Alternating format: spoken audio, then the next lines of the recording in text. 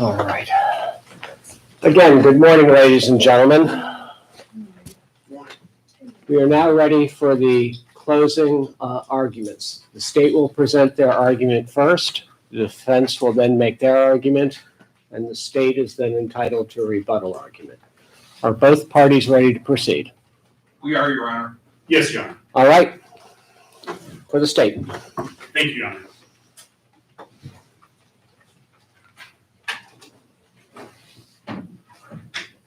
Can everyone see the screens? Yep. As we told you in opening, we are here today. We've been here these 2 weeks because on October 30th, 2020, the defendant, Lonnie Sheets, and his wife, Lisa Sheets, took the life of David Healy, of Tabitha Sheets, and they attempted to take the life of Paul Sheets.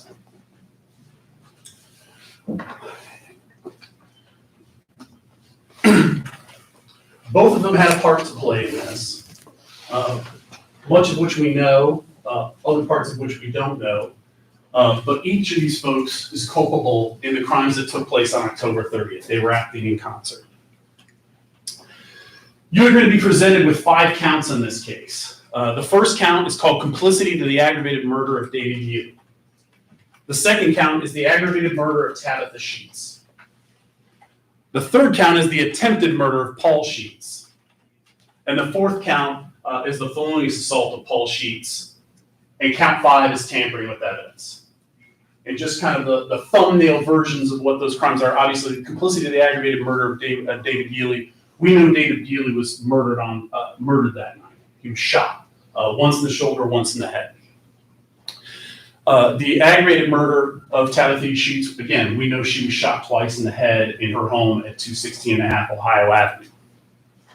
Aggravated murder, since those first 2 counts deal with aggravated murder, there's a distinction between, and the judge will give you the instructions once we are done with our arguments. And those instructions are going to explain to you a distinction between aggravated murder and murder. Murder, let me start with murder. Murder means purposely causing the death of another person. Aggravated murder means purposely causing the death of another person, but doing so with prior calculation and design. And we'll talk more about that. But again, let me move on to count 3, the attempted murder of Paul Sheets. Obviously, Paul Sheets testified here. He was not killed. He was shot in the head. He testified he was shot in the ear. You heard from the EMT about that as well. The attempted murder of Paul Sheets, basically, that charge involves that the defendant, with the kind of culpability you need for murder, which is the purpose to cause someone's death, he took action that he intended to cause the death of Paul Sheets. And then felonious assault, count 4. Again, this pertains to Paul Sheets. Paul testified that after he heard the bang and realized he'd been shot, his brother pointed the gun at him again and pulled the trigger, and the gun didn't go off. So then the 2 of them got in a struggle, and in that struggle, the defendant struck him in the head repeatedly. He showed you, I think, when he testified, he showed you injuries to the top of his head. We also saw photographs of those from a day or 2 days after the incident. But felonious assault in this case means the cause or attempt to cause harm to another person by means of the deadly weapon. In this case, the deadly weapon we're talking about is the firearm, the gun, but he's using it rather than as a gun to shoot, as a gun to shoot the victim, Paul Sheets. He's using it as a bludgeon or a blackjack. He's striking him in the head with it. And then the 5th count is tampering with evidence. This is for the gun. Now, I note also on this slide, there's firearm specifications for counts 1 through 4. A firearm specification means it's just an additional finding. There'll be a separate verdict form presented to you folks. In your jury instructions, there'll be verdict forms in addition to explaining what a firearm specification is. There'll be a separate form for you to follow and fill out if you find that the state's proved that the defendant, and well, what the state has to prove and what I'll recite in the rules is we have to establish beyond a reasonable doubt the defendant had a firearm on or about his person when he was committing each of these offenses, and he used that weapon to facilitate the offense. Kind of common sense, obviously. The defendant shot, or the defendant's wife were complicit in the aggravated murder of David Healy. They used a gun to kill him. Likewise with Tabitha Sheets, a gun was used to kill her. And then likewise on the attempted murder of Paul Sheets, a gun was used. It was fired once. Actually, it was attempted to be fired the second time. to kill Paul Sheets, and then the felonious assault there, the weapon rather than being used in a conventional fashion you would expect a gun to be used, it was used as a deadly weapon, specifically a blunt object to hit Paul Sheets in the head. You'll also receive instructions on lesser included offenses. In the first count, it's complicity to the aggravated murder of David Yealy. You'll receive an instruction on that you can also consider that there's complicity to murder. The distinction being, if you find there was no prior calculation design in count one, you'll be instructed then to look at the lesser included offense of murder, which is again complicity to the purposeful causing of David Yealy's death. It just eliminates that prior calculation design element. And then there's also a lesser included offense to count two, which was the aggravated murder of Tabitha Sheets. And in that case, if you find the state hasn't proved beyond a reasonable doubt all the elements of the aggravated murder of Tabitha Sheets, you'll be instructed to then consider murder. Again, the distinction of murder between aggravated murder is the absence of that prior calculation and design element. So David Yealy, on October 3rd, the elements of this offense are on or about October 30th of 2020, in Jackson, Ohio, the defendant, Lonnie Sheets, aided and abetted another, purposely with prior calculation design, caused the death of David Yealy. And again, the gun spec I described to you. Aiding and abetting involves supporting, assisting, or encouraging or cooperating or advising another. In order to be an aid and abetter, you have to share a criminal intent. The example I often use for juries is, imagine I go rob a bank. I go in the bank, I have a gun, I hold up the teller, I demand money, and so forth. I'm guilty as the principal offender of an armed robbery. If I have a driver with me, and that person is in on the plan, and that person is going to share in the spoils of what I did, but they never set foot in the bank, they aided and abetted me. They assisted me in doing what I'm doing. It's helpful to me as the bank robber to have someone in a car with the engine running waiting for my getaway. So that person would be an aider or abetter in that case. And likewise, we have to establish that there was a shared criminal intent, but intent can be inferred from this circumstance. You can never look into the mind of another person, but you can look at another person's action. From those actions, you can infer intent, or that common shared criminal intent. The instructions you'll be given on aiding and abetting will indicate presence, companionship, and conduct before, during, and after the event. Such as in this case, the evidence demonstrated the defendant and his wife, well, number one, the defendant obtained a gun from Glenn Davis just days prior to this, 32 automatic. Just hours before, about 3:59 p.m. on the 29th, his wife, Lisa Sheets, was obtaining 32 auto ammunition from Porter's Firearms. Then that night, Paul Sheets testified the two of them are put together when they come over his house. In fact, the defendant, in his statement to police, says, yes, we've been over their house. He corroborates parts of Paul's story, that he'd been over the house repeatedly. And the second time he came was for power steering fluid for the vehicle. Again, establishing that the defendant and Lisa Sheets were present together that night, both before, during, and after. And of course, where were they ultimately arrested? Well, number one, Paul Sheets testified that after his brother shot him, Paul fled, and the defendant got in a car with Lisa Sheets. Melba Bailey testified she also saw the defendant exit the house with a gun, and then ultimately jump in the car with Lisa Sheets after she said, let's get the F out of here. That's all conduct that takes place during or after the offense. And then where ultimately they're arrested. Something less than 2 hours after the shooting is reported, they're arrested at their home at 8404 State Route 140 in Wheelersburg, again, together. And what are they doing? He admits he washed his hair. She admits that she had been washed, they found her actually having washed her clothes.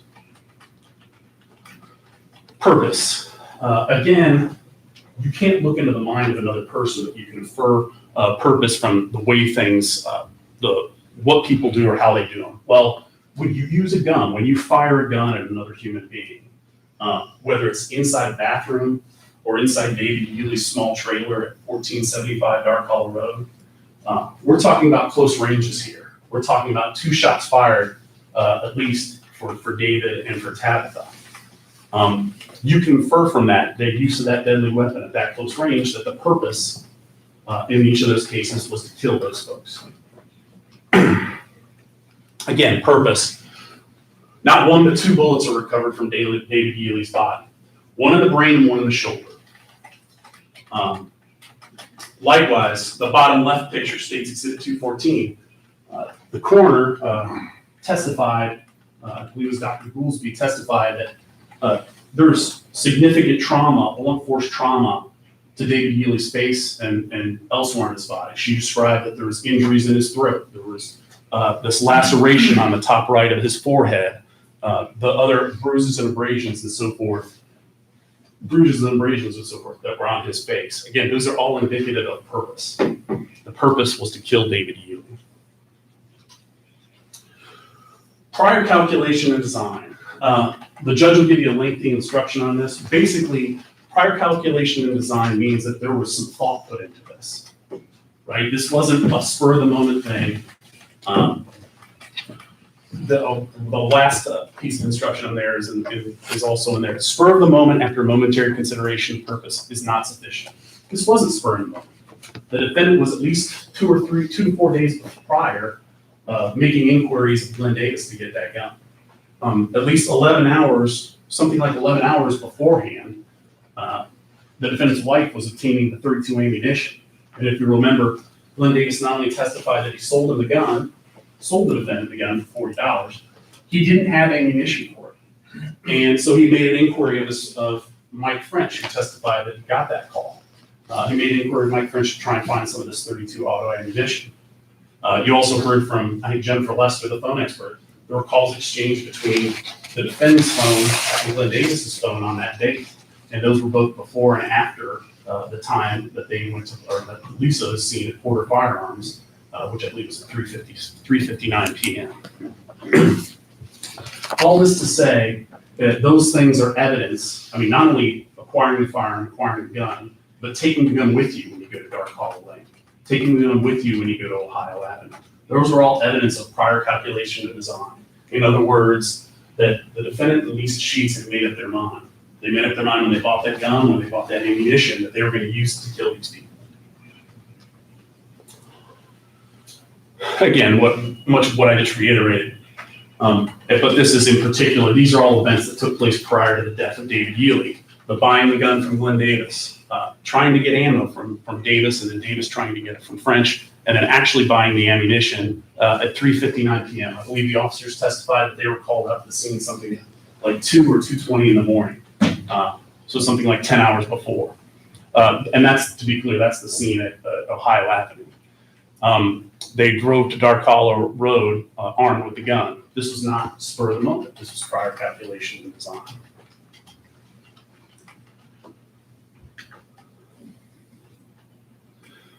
You heard from the folks from Porter Firearms, and you saw this video. There are 2 videos from Porter Firearms, both were admitted to, but this one I think is particularly instructive.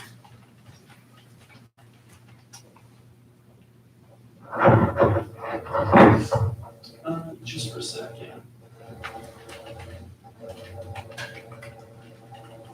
For the record, I'm advancing this about halfway. Do you mind turning that other light? The white vehicle, the Chevy Impala, and where does Lisa Sheets come from? She comes from the passenger side of the vehicle. What does that mean? Somebody went with her. Somebody went with her to go get that ammunition. Now, you can draw up a reasonable inference that the person who rode with her, drove her there, is the same person who was inquiring, who bought the gun, the same person who was inquiring after ammunition, the same person who participated in the events with her the rest of the night. In other words, you can draw the reasonable inference that that's Lonnie Sheets that drove with her.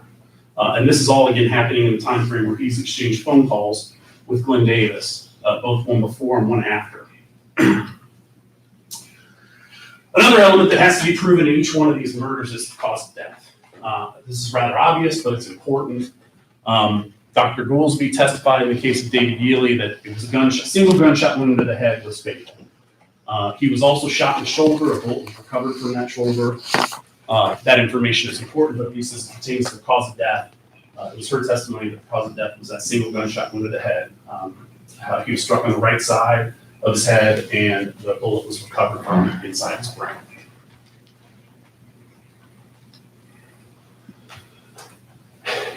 If you review count one and you don't find, you find that the state's failed to prove beyond reasonable doubt all the elements of complicity to aggravated murder, your next job is to look at complicity to murder. Like count one, there's a complicity element here, basically that the defendant aided and abetted. And really what this all gets back to is, at least as far as David Healy, the incident at David Healy's house is concerned, we don't know who pulled the trigger. You could draw the inference that it was the defendant, as the defendant's pulling the trigger later in the night, as the defendant's the one that acquired the gun. But you don't have to find that. You can simply look at this case as one where Lisa and Lonnie were acting together, were aiding and abetting one another. She acquiring the ammo, he acquiring the gun. She being the driver, and at least in the case of Ohio Avenue, he being the one who goes inside to shoot. But again, as the complicity to murder, the only difference between count one, complicity to aggravated murder, and the lesser included, which is complicity to murder, the only distinction between those two is whether you find prior calculation design. The elements of that complicity to murder, that the defendant aided and abetted the commission of murder, and murder is the purposeful causing the death of another. Likewise, with both of these, after both of these instructions or both of these verdict forms, you're going to see firearm specification. That firearm specification just indicates that a weapon was used, a firearm, which is, here in this case, a .32 automatic, was used to commit the offense. Again, firearm used to facilitate the offense. Shooting David Healy, a firearm was used to facilitate this offense. The aggravated murder of Tabitha Sheets on October 30th, 2020, in Jackson County, purposefully and with prior calculation signed, caused the death of Tabitha, and then again a firearm specification. Purpose. Distinguish it. Now, in both cases, both the scenes were shot twice. Tabitha's a little different in that she was shot both times in the head. One in the back and one in the front on the right side of her skull. She was shot in her bathroom. This is from this exhibit 88. This came from the testimony of Matthew Austin, the special agent at the scene. This is basically the blood on the ground in the bathroom where she was found. Again, not only interesting that this tells us where the crime occurred, but it's indicative that the defendant ambushed her. He came up on her in the bathroom when she would not expect it, and shot her twice in the head at close range. Again, as with count one, in count two, one of the elements is prior calculation design. Now, what I've placed on the screen in front of you are some of the events that demonstrate prior calculation design that took place prior to Tabitha's death. Buying the gun from Glenn Davis just day prior, the purchase of the ammunition at 3:59 p.m. the day before, just 10 hours before. Driving to Dark Hollow armed with the gun, driving to Oak Hill armed with the gun. Ambushing Tabby in the bathroom, shooting her twice in the head. Again, this is not a spur of the moment conduct. And what I didn't put on here, but you heard in testimony from Paul and you heard in the admissions from the defendant, he and Lisa were at the house twice that night prior. I believe the testimony from Paul was they showed up the first time and then left. Then they came back a second time for power steering. You can draw the reasonable inference based on the conduct of what happened that night, that the whole design there was they were waiting for the opportunity to have Paul and Tabitha alone. It wasn't an accident that they appeared multiple times there. They did that on purpose, and they waited until they had the opportunity when some of these other folks like Montgomery or whomever were out of the house. Again, that's demonstrating prior calculation design. And again, cause of death. It should be obvious and not contentious, but this is an excerpt from the post-mortem examination. The cause of death as to Tabitha was gunshot wounds to the head. And again, count two, as with count one, if you review count two and you find the state's not proved all the elements beyond reasonable doubt, you'll be charged to next look at a lesser included. In this case, it's just murder. Murder is the purposeful causing the death of another person. There's no element of prior calculation design. And again, with both of these lesser included offenses, if you review the top count and you find guilty, then there's no need, the judge will instruct you, there's no need to go on and consider the lesser count. In count one, which was complicity to murder, and count two, which was just murder.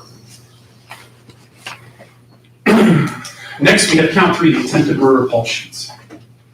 October 30th, 2020 in Jackson, Ohio.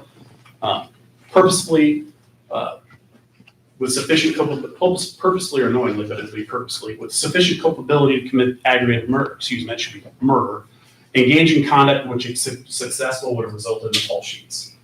Basically, the defendant took action with a purpose, as I said, number one, the defendant had purpose to kill Paul Sheets when he walks up behind him and fires the gun the first time, and then pulls the trigger the second time the gun doesn't go off. Like with the other instances, he was at close range in a small trailer. He had the element of surprise on his hand, on his side, and he fired once and attempted to fire a second time. Those are all things that he did for purpose. But since Paul wasn't killed, this is an attempt, meaning the defendant took action which, if successful, would have resulted in the death of Paul. In other words, Paul, but for his own good luck, is with us today because the bullet went in by his ear and out rather than into his brain and killing him. And again, there's his gun specification. So these are the photographs taken by Chief Ward from Oak Hill. I think this was maybe 2 days after the incident. In particular, these photographs are indicative of where the bullet strike was and the bullet exit was behind his ear and came out the front. You also see a number of other injuries on his face that Paul attributed to the struggle that happened afterward, where he and Lonnie Sheets went to the ground struggling over that gun. I believe Paul described the gun as feeling like butter in his hands. He couldn't get a grip on it. Again, purpose. When you're looking at purpose, you can't know what's going through the minds of another person, but you can judge their purpose by their actions. Here in this case, the defendant ambushed Paul at the door. You'll remember Paul described that he came in the home. He didn't see anybody at first. He then saw and talked to his brother Lonnie, who was coming up the hall, which is also the location of the bathrooms down that hall.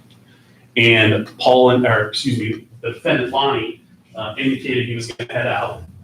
And Paul went to open the door. And Paul testified that when he went to grab the door, he heard a bang in his ear. And then after firing that shot, it took him a moment to realize what was going on. The defendant had a gun in his face and tried to shoot him a second time. Likewise, Melba Bailey, both the defendant and Paul Sheets' aunt, who lives in the trailer next door, indicated she saw Lonnie chase Paul out the door with a gun. This is one of the photographs taken by Special Agent Austin, displays exhibit, or what he marked as D, on the floor. It's a blood stain. If you'll notice in the top right is the front door. D, which I've mentioned, is kind of center at the bottom there, a large spatter of blood. And the other items, remember, Paul indicated he was going for that door, opening that door handle when the shot was fired. And that's the front door right there. And as we'll see in some of these other photos, there's a blood splatter here on the wall, house slippers laying on the floor, ball cap, and I believe in one of the other photos we'll see glasses there. All indicative of the struggle that Paul described. Remember, Paul says after the shot, his brother tries to shoot him a second time, they then go to the ground fighting over that gun. And over here, Austin testified to you that this is a piece of either metal or wood edging that corresponds with this part of the wall over here. And there's a crutch there. I think we've heard testimony that Paul had injured his leg not long before this. Here's a closer-up view, State's Exhibit 91. Again, the front door, house slippers here, blood spatter on the floor by the glasses where my green pointer is located. The ball cap, I think has been moved from down the floor up on the step. And then blood spatter here on the wall by the door. And then State's Exhibit 75 is the larger picture. This is that front window. Over here on the left here is you can see the front door open. And you see placard number 5 here. And then the insert in your bottom left, placard number 5 is a PMC 32 automatic fired shell casing. Again, this is something that would have been ejected from the gun when Paul was shot. And it's found right over here to the right, well, I guess underneath that front window. Furthermore, there's a count of felonious assault against Paul Sheets, or with victim Paul Sheets. On October 30th, 2020 in Jackson County, knowingly cause or attempt to cause physical harm by means of a deadly weapon, and again, a firearm specification. The felonious assault is distinct from all the other charges, and felonious assault is charged for not shooting the gun at anyone, but using the gun as a blackjack or a bludgeon to strike Paul in the head. Paul will describe to you that he had injuries on the top of his head. Here are the photographs from those days following. He also has injuries, black eye to his face, injuries to his nose and above his eyebrow.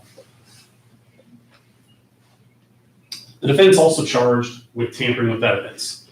We know that in the days leading up to this offense, he purchased a .32 automatic firearm from Glenn Davis. We also know from Melba and from Paul that he was in possession of a firearm on October 30th. We also know that he and Lisa fled the scene in her Chevy Impala, and then something like 2 hours, I think you heard testimony, that officers were on scene at their house in Wheelersburg, between 3:30 and 4. So less than 2 hours after the shooting, they were on scene, found the vehicle at that residence, and ultimately searches were conducted of both that vehicle and that residence, and no firearm was found. Tampering with evidence means that he knew that an investigation was in process or likely to be instituted. And I think that second clause is applicable here. Likely to be instituted. When you shoot and murder people and flee the scene, you know that the law is going to be called, and you know that an investigation is going to be instituted.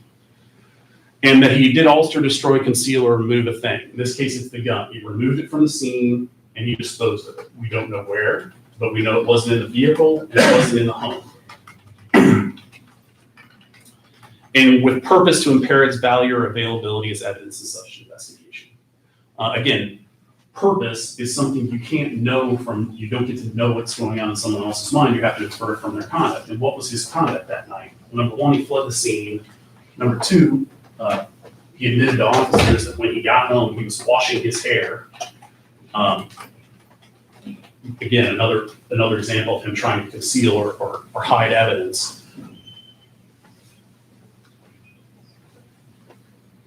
And again, this was the gun used to kill both David and Tabitha and to shoot Paul. And it was neither in the house or in the car. Now, some of the evidence you heard from a number of folks from BCI, and I'll begin with Jennifer Lester testified about phone records. And specifically, she looked at both Lonnie's phone information and Lisa's phone information. This included not only the dumps of their phones, the self-right dumps of their phones, but search warrant returns for their Facebook and search warrant returns for their carrier, whether it was Verizon or Sprint. I've noted this before, but she noted in her report that defendant called Glenn Davis at 3:26 p.m. on the 29th. That's a half an hour before the purchase is made at the gun store for the ammo. And then Davis called defendant back at the same date about 4:10 p.m., just 10 minutes after the purchase. Why is this important? Because Glenn Davis told you that in addition to selling the gun, he was trying to help the defendant locate .32 ammunition for the gun. And on that very same date, in between those calls, we see Lisa Sheets going into Porter Firearms purchasing that ammunition. There's also communications that night between Tabitha's phone, and those are, the ones highlighted there on the bottom there, those are the calls between Glenn Davis's phone and the defendant's phone. But I didn't highlight them. There's also additional calls between the defendant's phone and Tabitha Sheets' phone. Now, we can't say if it was Tabitha using the phone or Paul or someone else, but there were communications or at least efforts at communication between 11:08 and 11:09. Now, we also have location data from Lonnie's. Lonnie's is not as helpful or instructive as Lisa's, but we also have admissions from him in his statement to police that he was at his brother Paul's house. In addition to Melba seeing him there, in addition to Paul testifying that he was there, he admitted to investigators that he was at his brother's house that night. But I'm just sharing this with you for These calls here, we were able to get location data from, but those are earlier in the day on the 29th. You can't really make it out here, but they're from 221, 328, and 410. And these are all hitting off these towers down here, one in Wheelersburg and one, I guess, close to New Boston. And then the blue arrow here is indicating that 8404 State Route 140 address. Again, I share this with you, but it's not terribly dispositive of anything. What is terribly dispositive is the defendant admits he was at his brother's house that night. Then Lisa's phone, we get a little more information from. Again, these are in the reports that are, I think, exhibits 232 and 233. But this was Jennifer Lester looking at Lisa's phone data, and in particular of interest that there's cell strikes over here and over here that could be consistent with being, I guess, north of New Boston, and this one could be consistent with her home throughout the day on the 29th, but this is hours before the crime is reported. But at 11:45, this one on the top right, there is a cell tower activation for a call from Lisa's phone that is consistent with her being in the area of Oak Hill. Again, this is not precise like GPS data. This doesn't tell them tell us what block or what exact location they were, but it's consistent with them being in the area or her being in the area at 11:45 that night. And then this is the second map she provided. There's a cell tower here to the northeast of Oak Hill. If you'll look here where my pointer is located, that's the 216 and a half Ohio Avenue address. And again, Jennifer testified that this was a cell site activation consistent with the phone being at least in the area of that Oak Hill address. Again, doesn't place them exactly at the scene, but that's what the witnesses do for you. And that's what the defendant's own statement does for you. You also heard from Ted Manazian. Ted is a trace evidence tech. He was the one that did the gunshot residue in this case. Now, you heard testimony, there was gunshot residue taken from Paul. There was not gunshot residue taken from Lisa or from Paul. Excuse me, there was gunshot residue taken from the defendant Lonnie sheets, but there wasn't gunshot residue taken from the other folks. You also heard testimony that at that point in the investigation, and even still today, officers didn't have any reason to think anybody else should fire a gun. And furthermore, both Paul and Tabitha received medical care that night, which would have, medical care takes priority over the officers swabbing their hands. Furthermore, since both of them had been shot, both Paul and Tabitha had been shot that night, you heard from Ted. He testified that if you're in a bedroom with a gun that's fired, whether you're the person that fires or not, he would expect you to have gunshot residue on you from it. Basically, gunshot residue is lead, barium, and antimony that's ejected, expelled from the gun when it's fired, and it's like a particulate matter in the air, and it not only can get on the shooter's hands, but it can get on others' hands. But the gunshot residue test, again, we can see the gunshot residue test, the only one conducted was on Lonnie sheets, and it was negative. However, we also know from his statement to officers that he had washed his hair.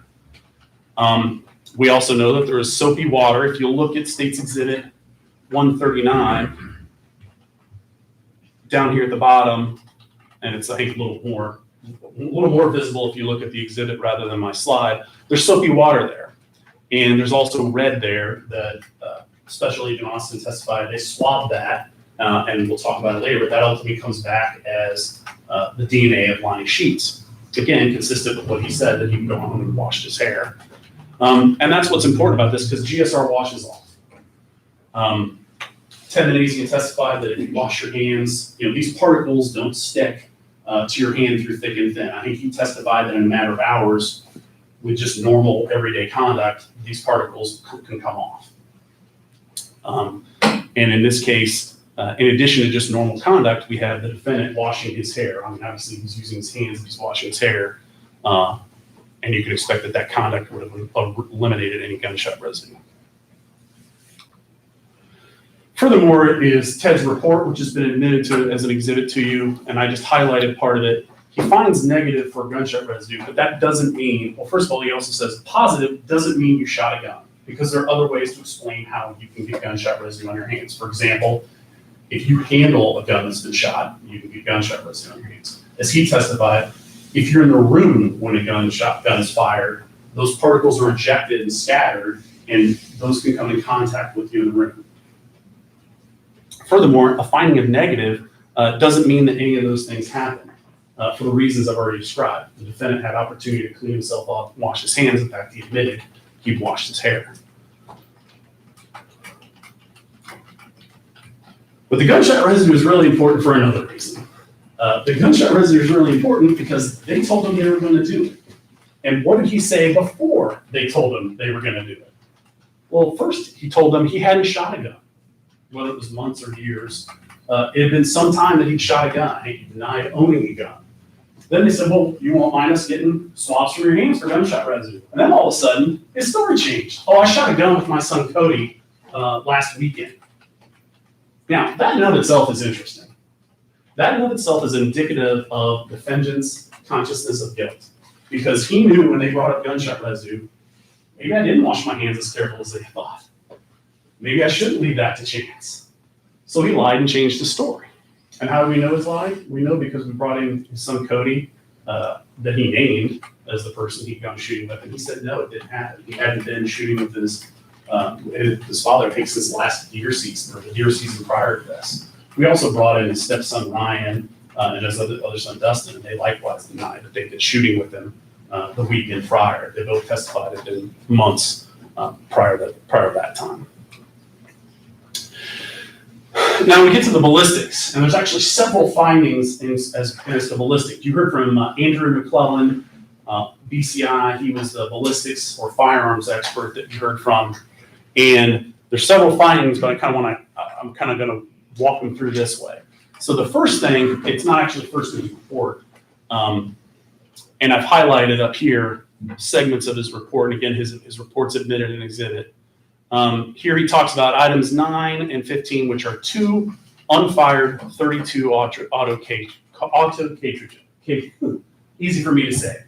Auto cartridges. And you'll remember he described the difference between the things we're talking about, right? A live bullet, what I would call a live or unfired bullet, is what he means by the unfired 32 auto cartridges.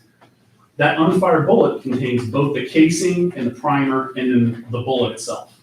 And when we fire from a semi-automatic handgun, the bullet is fired downrange out the barrel of the gun, and the casing, the fired casing, is ejected by the automatic action of that weapon. These two we're talking about are unfired bullets. And you heard testimony that one of those 2 unfired bullets was found in the defendant's home.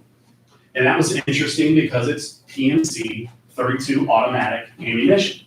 The very same ammunition or brand of ammunition and the same brand and same caliber as was purchased at Porter's Firearms. And this, what I'm pointing to here, I believe this is State's Exhibit 234. This is the receipt from Porter Firearms. At the top left of it, it says 253. I apologize. I may have said 259 earlier in my remarks. But 3:53 p.m. on the 29th, PMC 32 automatic ammunition was purchased by Lisa Sheets. Again, one of those live rounds was located in their home, and the other live round was actually located underneath the body of David Ely. There was actually quite a few ballistics found in David Ely's home, but one of them was a live round found underneath his body. The 2 unfired auto cartridges, the 2 live bullets, are the same brand of ammunition. They're both PMC auto. So we have PMC 32 auto live round, both at the defendant's house and at David Ely's crime scene. And they're also the same brand as the fired 32 auto cartridge cases in items 7, 8, 13, 14, and 16. Now, what are those fired auto cartridge cases? So each time you fire an automatic firearm, you send a bullet out the barrel of that gun at your target, and you eject a fired cartridge casing. And we've recovered 5 of those. One was recovered by that front door. I think I've already shown you a picture of it at 216.5 Ohio Avenue. The other was found in the bathroom at 216.5 Ohio Avenue, where Tabitha Sheets was found. The other 3 fired 32 auto cartridge casings were all found at David Ely's house. I believe one was found right near his head, and then the other two were found underneath him. And I think maybe one was found underneath a rug or carpet that was underneath him. But again, those fired cartridge casings are the same brand, PMC, and the same caliber, 32 automatic.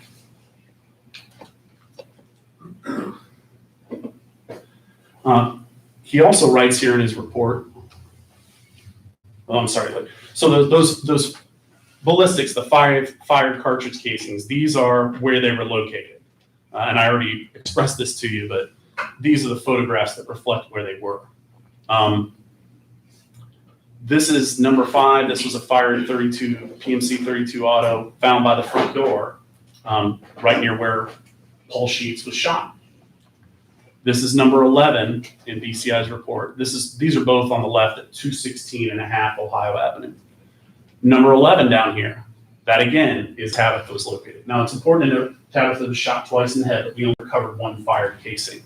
We don't know what became of the other casing, if somehow it was accidentally tracked out of there, somebody purposely took it out of there.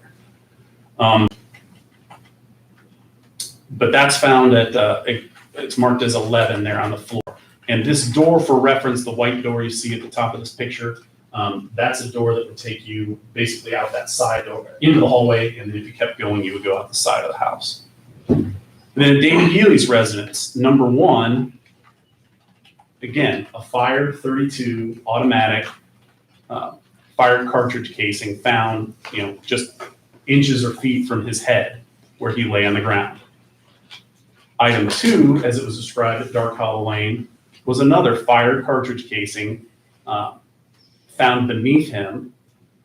And I think you can see this green rug or towel or whatever it was that was underneath David.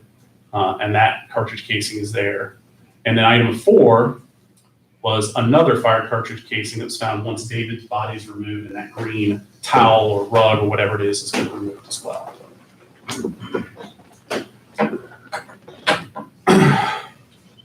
So I don't know that I touched on this, but then stepping back a bit, we also recovered 4 bullets, 2 from each autopsy. 2 were recovered from Tabitha Sheets' skull, 1 was recovered from David's skull, and another was recovered from David's shoulder. Also in these remarks down here, the last line you'll note, Andrew McClellan found that the 2 unfired 32 auto cartridge casings in items 9 and 15 have similar bullet construction as the 4 fired jacketed bullets in items 17 through 19. In other words, he can't say they're identical. He can just say they have similar manufacture. It's the same. It appears to be consistent with the fired jacketed bullets. So an additional finding that Andrew made was comparing the fired auto cartridge casings. Again, I've already described 3 of them were found at David Healy's scene. 2 were found at 216.5 Ohio. And he compared those, and he found support for same source. Okay, and he describes for you on an additional page of his report what that means. Basically, I think when I asked him to testify, he has multiple grades, multiple responses he can get when he's comparing 2 items. He can exclude things, he can say things with the same source, but a step down from saying that they're identical is this standard, which is support for same source. He wrote, the observations provide more support for the proposition that the evidence originated from the same source rather than different sources, meaning it provides more support that they came from the same gun than from a different gun. However, and then he goes on to say, however, there is insufficient support for source identification. In other words, he can't say that it's the same gun, but he can say that there's evidence that that's the case. And there's more evidence of that than they came from a different gun. That's important in determining how many weapons were used. Now, one thing I would point out is we've only heard testimony about 1 gun. We have only heard testimony about 132 automatic being purchased. We've only had witnesses testify, witnesses that I witnessed a gun would be Paul and Melba, and they only saw 1 gun and 1 shooter. But again, that's another link between these scenes, a link between Dark Hollow Road, where David Healy was killed, and Ohio Avenue, where Tabitha was killed, and where Paul was shot. But we have yet another finding, and this finding pertains to the 4 fired bullets. Those 4 fired bullets depicted here in these exhibits were removed. The 2 on the left are from Tabitha, both removed from her skull. Both were entry wounds on the right side of her head. And those 2 bullets were removed and provided to Andrew McClellan. The 2 on the right are the bullets removed. I think the top one is from David's shoulder and the bottom one is from David's brain. And why is this important? Because here he compares those items and says, source identification. And I think I asked him in plain English, does that mean they came from the same gun? And that's what he stated, yes. In fact, the source identification is described in his report on the next page. Source identification, he wrote, the observations provide extremely strong support for the proposition that the evidence originated from the same source, and the likelihood for the proposition that the evidence arose from different sources is so remote as to be considered a practical impossibility. This is the highest level of identification he can get. Okay, this is source identification. This is him testifying after his microscopic examination of the lanes and grooves, the marks that are put on those bullets when they exit the firearm, that those bullets, the bullets that killed Tabitha and the bullets that killed David, came from the same gun.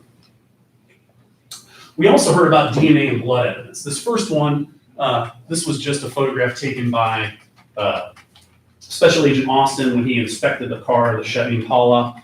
This is the passenger side door. He marked it as area A. He suspected that was blood, and he swiped a Q-tip on it and said, yes, in fact, that blue or green response you see on that Q-tip suggested it was blood.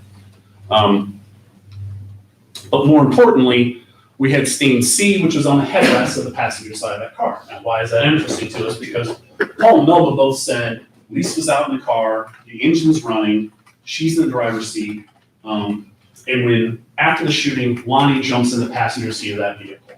And sure enough, there's blood on the passenger seat headrest there.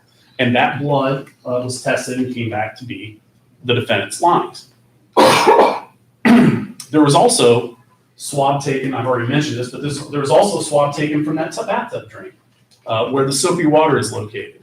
And again, that was tested and the blood came back to be Lonnie's, which again is consistent with him saying he went home and washed his hair.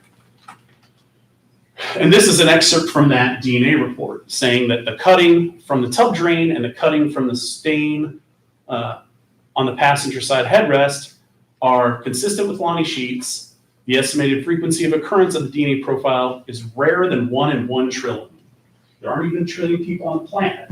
Again, this is the highest standard that the largest number they're allowed to convey in terms of that is the defendant's blood. That's the defendant's blood in the tub drain, and that's the defendant's blood on the passenger side headrest. And furthermore, I highlighted this part in green, Paul Sheets, David Yealing, Tabitha Sheets are excluded. That is not their blood. And then still, and most importantly, is the swabbing from the passenger side door. They marked it as exhibit, or area B. If you look there it's marked exhibit B, and just to the left here, you've got what appeared to be blood there. And I think the Austin indicated they collected that blood and submitted it, and there, on the passenger interior door, the swabs of that passenger interior door panel, area B, this is consistent with Paul Sheets. The estimated frequency of occurrence of the DNA profile is rarer than 1 in 1 trillion unrelated individuals. Furthermore, Lonnie, David, and Tabitha excluded. Now, why is all this important? Because Paul testified that after his brother shot him in the ear, he tried to shoot him a second time. And then the 2 of them went to the ground struggling for that gun. And, Paul indicated, and the evidence indicates to you, there was blood on the wall, there was blood on the floor, and then there's blood in the car in the passenger seat area where the defendant, both Melba and Paul testified that Lisa was in the car with the engine running in the driver's seat.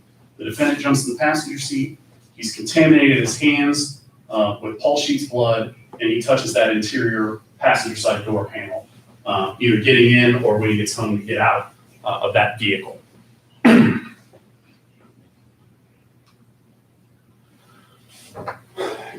You also heard from David Yealy and Tara Shoemaker. David was the brother of Dallas. You'll remember he testified that he was supposed to come over to that morning to get Dallas is the brother of David Ely, and Dallas testified that they were going to go get wood that day, or cut wood that day. And he's the one that actually found David on the deceased on the floor of his house and notified law enforcement. But David also told you that even though the defendant, whenever the defendant, and he testified that he was familiar with the defendant, Lisa Sheets, that they were married, that from time to time they would be in the outs. And when they were on the outs, that meant Lonnie was living somewhere else. That included living with Dallas for some time before this incident. I think he testified maybe 2 or 3 months beforehand. But he also testified that the defendant lived with David Ely in David Ely's trailer for some time shortly before all this happened. He also testified that they didn't always get along. Likewise, Tara Shoemaker, not only she testified that she was kind of called out to the scene or came out to the scene after the shooting or after she was aware of what was going on, and she testified she saw the Chevy Impala that she identified as Lisa Sheets. I think she said Cozy Glen. She was tearing out of Cozy Glen. But in addition to that, she testified that Lonnie and Paul didn't have a good relationship. You'll remember Paul, when he testified, Paul said he didn't know why this happened. He didn't understand why this happened. But Tara knew some things that Paul didn't. And one of those was that she described Lonnie and Paul's not having a good relationship. And she described Lonnie as saying, "I'll get him, he's a narc or a snitch." She also said that Lonnie would act like he liked Paul to his face. Pointing all this being is to suggest that things were not all rosy between the defendant, Lonnie Sheets, and David Ely. Things were not all rosy between Lonnie Sheets and his brother, Paul. When you look at the evidence, ladies and gentlemen, when you look at the elements, you'll see that these murders were caused by Lonnie and Lisa Sheets. He bought a gun, she bought the ammo, they rode around in that car together that night. They were each complicit or each aided and abetted the other in the murder of David Ely, regardless of who pulled the trigger. Then as to the scene at 216 and a half Ohio Avenue, we know from Paul's testimony, from Elvis' testimony, that it's the defendant who shot Paul Sheets and attempted to shoot him a second time and bludgeoned him with that weapon, and then chased him out the door, according to both Melba and Paul. Furthermore, as to Tabitha Sheets, we know Paul left that night. He left that night to go get drugs. And he knocked on the door of the drug dealer's house. Nobody's home. He came back. Comes back to find Lisa sitting in the car running. He goes in the house and finds the defendant walking up the hallway from the area where, yes, there's a bedroom, but also the bathroom where Tabitha was killed and her body was found. And again, the ballistics, the ammunition all matches. The bullets that killed both Tabitha and David match. All these things suggest to you that the inference is there, the reasonable inference is there to be drawn, that the defendant participated in all these deaths. In particular, with Paul and Tabitha, with the shooting of Paul and the murder of Tabitha, that he was the trigger man in both of those cases. And likewise, the felonious assault of Paul that Paul testified, Paul testified, and the photographic evidence confirms he was bludgeoned that night. And the reason he was bludgeoned is the gun misfired. And the defendant wasn't ready to give up on killing his brother, so he struck him in the head repeatedly with the gun. And that's supported by Melba's testimony that when the defendant fled the scene or came out the door, he was chasing his brother with the gun and it didn't go off. When you look at the evidence, each of the elements, you'll find the state has demonstrated beyond a reasonable doubt the defendant's guilty of all the charges. Thank you. Thank you. For the defense. Thank you very much, Your Honor.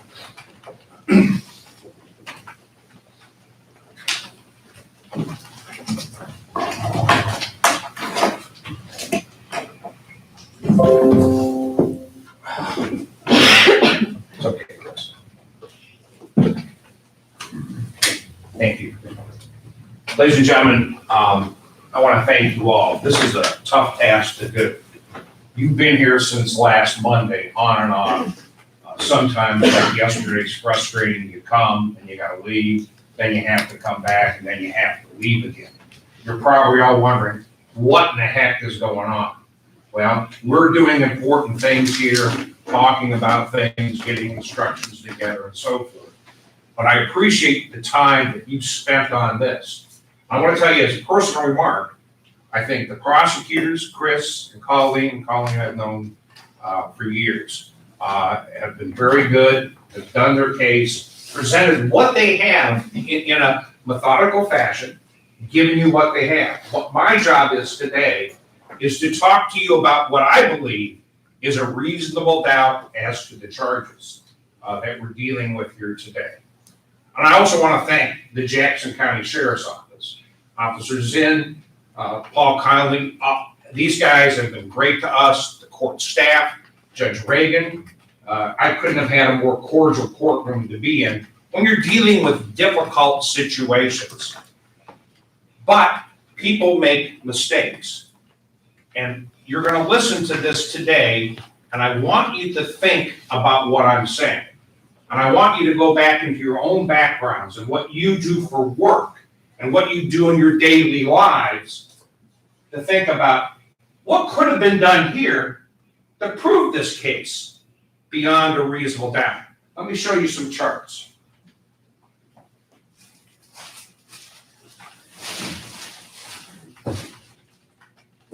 This is my well-used chart on proof beyond a reasonable doubt. Reasonable doubt, and the court's going to read this to you, and I don't intend to go into what it means, and the court will read you. You've got, I think, 18 pages of instructions to go through today.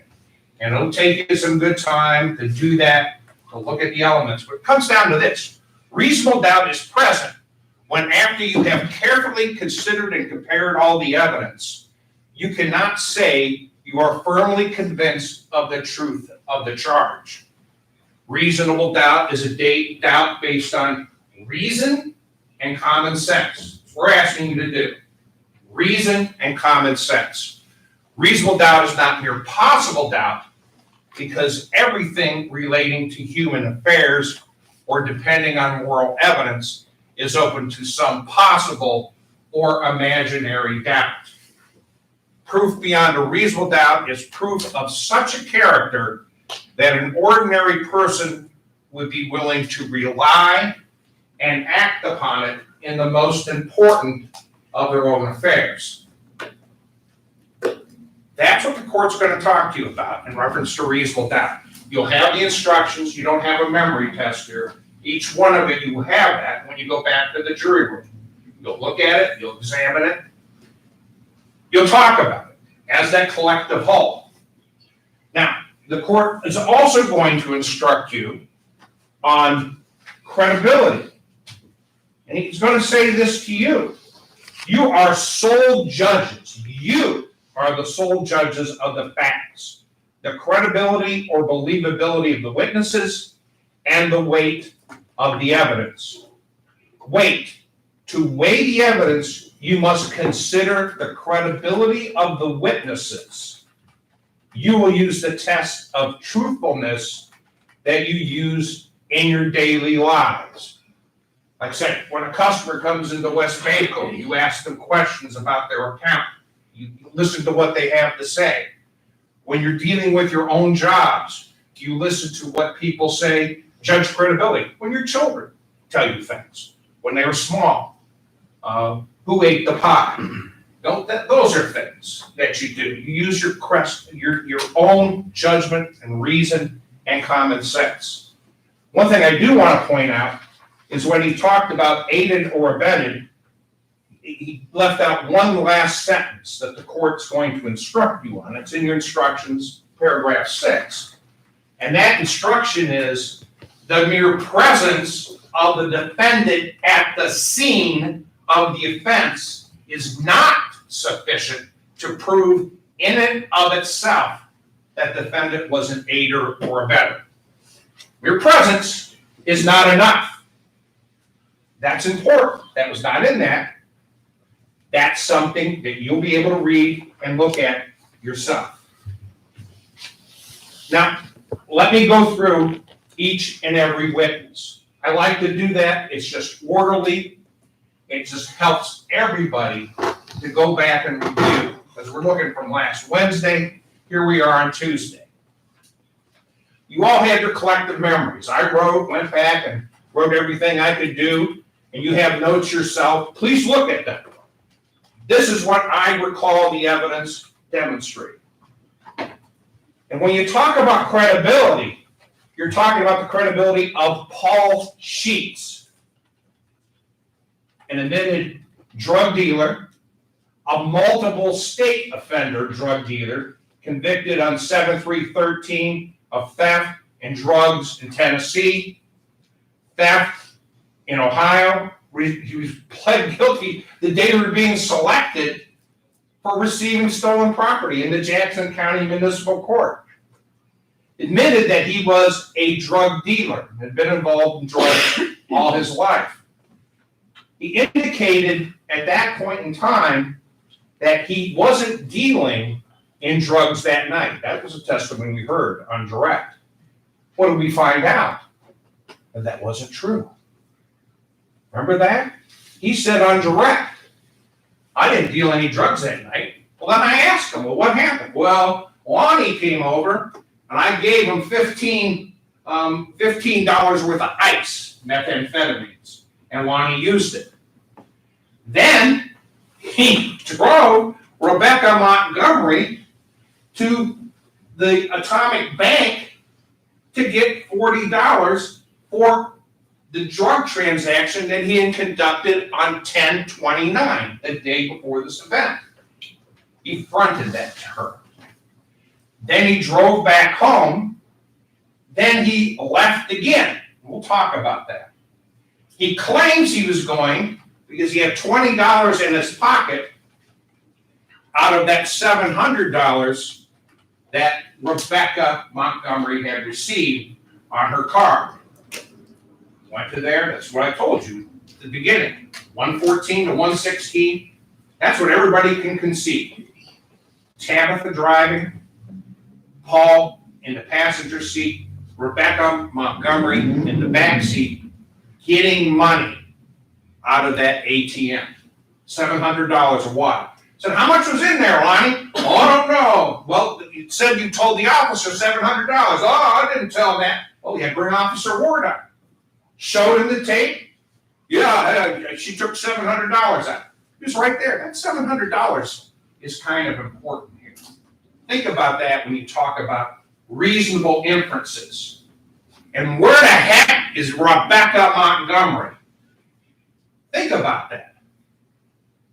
What is she doing? Where is she? He claims that he's coming back. He's only gone 12 to 15 minutes to come back to give her $20 additional worth of ice. He didn't say he went to her house to deliver it to her. He came back home where he expected her. And did you hear any evidence at all of where Rebecca Montgomery went? None. She's supposed to be there, waiting for him. A crucial witness who never had a GSR done. Now think about this, ladies and gentlemen. You've got this scene, and you're going to have a picture of it. It's State's Exhibit 36. You go back and you're going to be able to look at all this. This is the one where they have the pictures of where the house is at, what locations they're at. Here's Rebecca Montgomery's trailer right up here. When you went on that jury view, the judge pointed out, or the sheriff pointed out, where the heck was that? When you walk out of the trailer where this happened, you look up 2 trailers up the hill, that's where Rebecca Montgomery was living. Remember how close that was? Think about that. You've got sheriff's deputies, you've got BCI agents coming in. Where's Rebecca Montgomery? Where's she at the scene? What happened to her? Think about that. Where is she?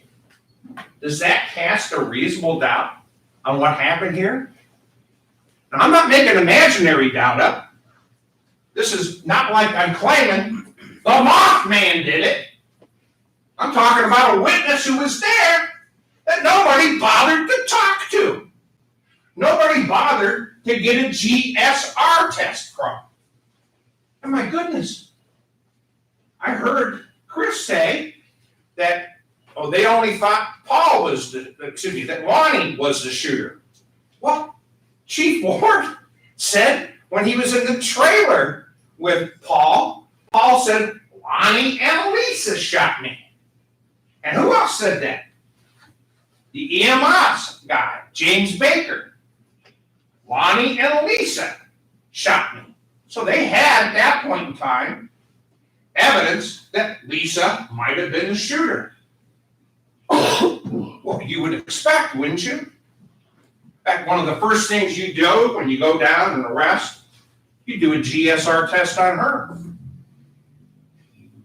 Did anybody do that?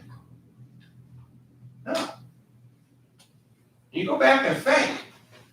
You think about, where's that GSR test? Why wouldn't you do that? You got all these experts in from BCI. You have 9 people who are experts here. I'm including James Baker. Nobody does a GSR test of a person who was supposedly seen at the scene. They don't walk up to trailers to find out who's there. They don't do an inventory of the witnesses. They don't come in and say who's where, who did what. Nobody. No GSR. And they didn't even do it for Paul. He brings up a decent point. Oh, maybe this, if a gun's expelled and he's struggling with the gun, would have been on his hand. Well, it would have been nice to know, wouldn't it?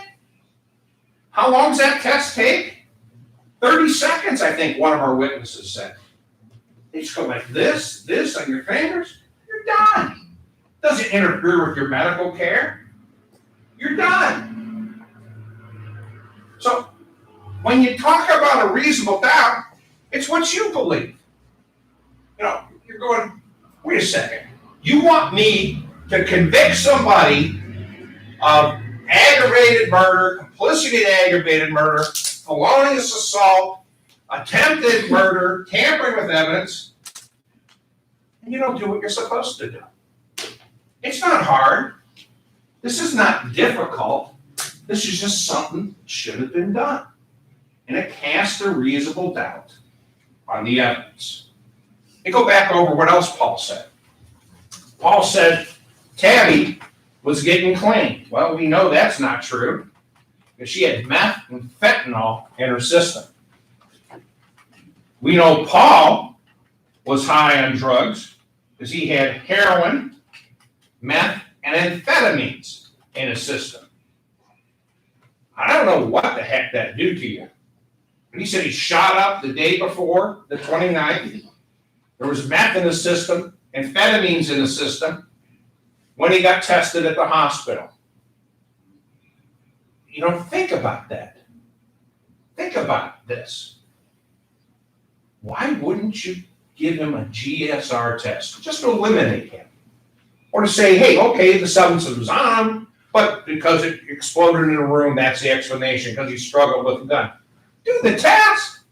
Just do it. Spend 30 seconds of your time. Most interesting point I heard from what Paul said.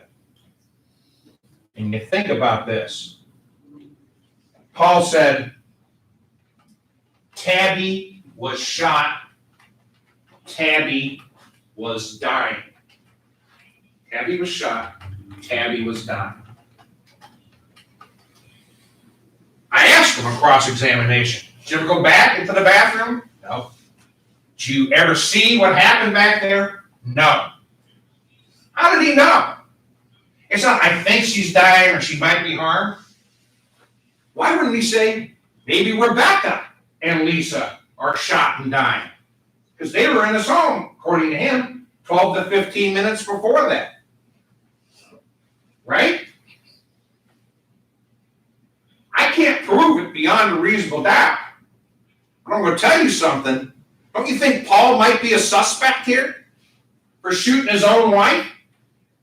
I hate to say it, but he's high on heroin, meth, amphetamines. He tells the police she's dying. How would he know it? Why wouldn't he have said Rebecca's dying too? Because she was there when he left. Waiting for more methamphetamines. Think about that. Think about, why didn't he mention anything? I didn't hear us testifying about Rebecca, if she left or wasn't there. He came back and didn't stop to give her the drugs. He went, oh! And he doesn't even ask, what happened to her? Think about that.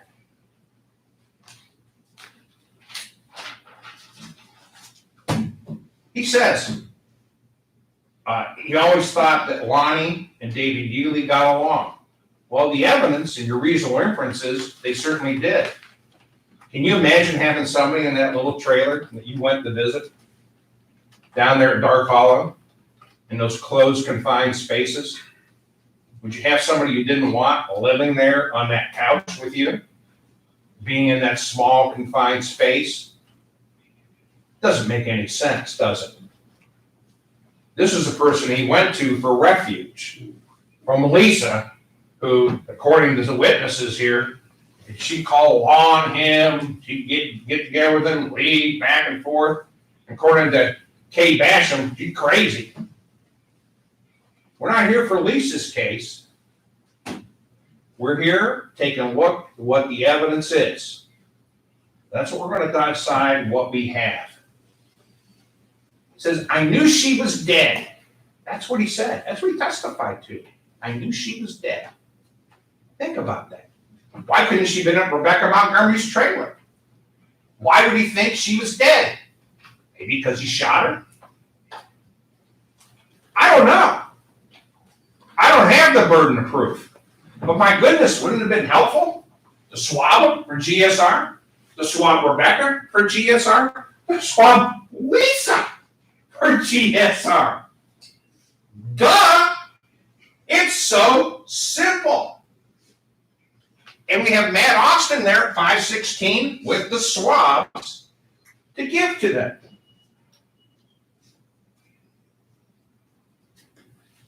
He also made mention hypos would be in the house and so forth. Let me go on to Chief Ward. Chief Ward indicated Lisa and Lonnie shot me. He heard Paul make that statement.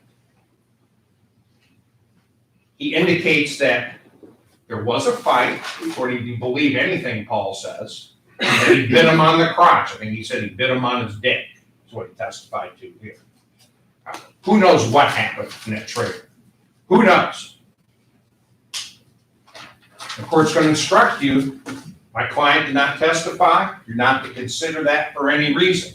That is the toughest thing in the world to do. But you all promised, and I all asked you, that you would not consider that. You can't talk about that when you go back in there. You may want to, but you can't. It's a constitutional right. Let me tell you about the system of justice we have. How you treat the people charged with the most serious offenses is how you judge a free society. You know, I see things going on over this world, and thank goodness we've got good people who do what they're supposed to do. Sometimes they make mistakes. Sometimes they don't look at evidence they should have. But they brought in the big team. They brought in the big team, which is BCI people. That's what our small town departments do. Nothing wrong with that. Faulting our Jackson County Sheriff's Office. They called in the big team. This is what they do for a living every day. And what the big team do? They let you all down.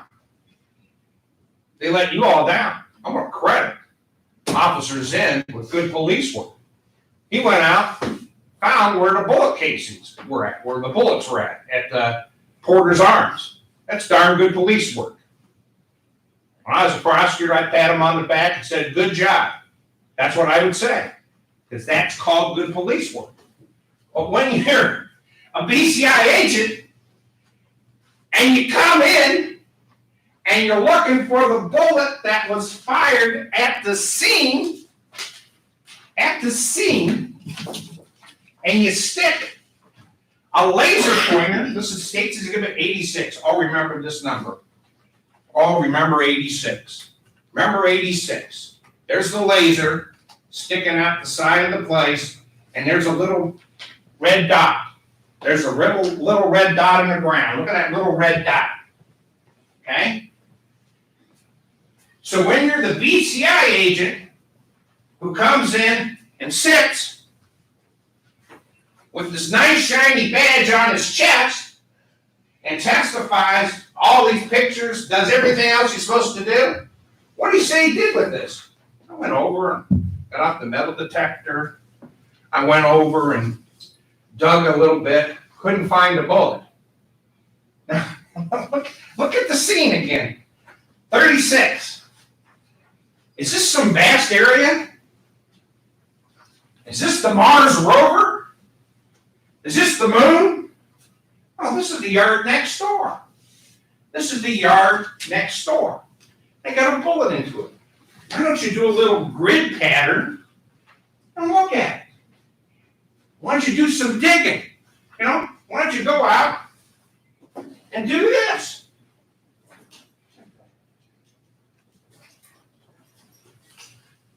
Let's take a spade and go look for it. Let's do some digging in the earth.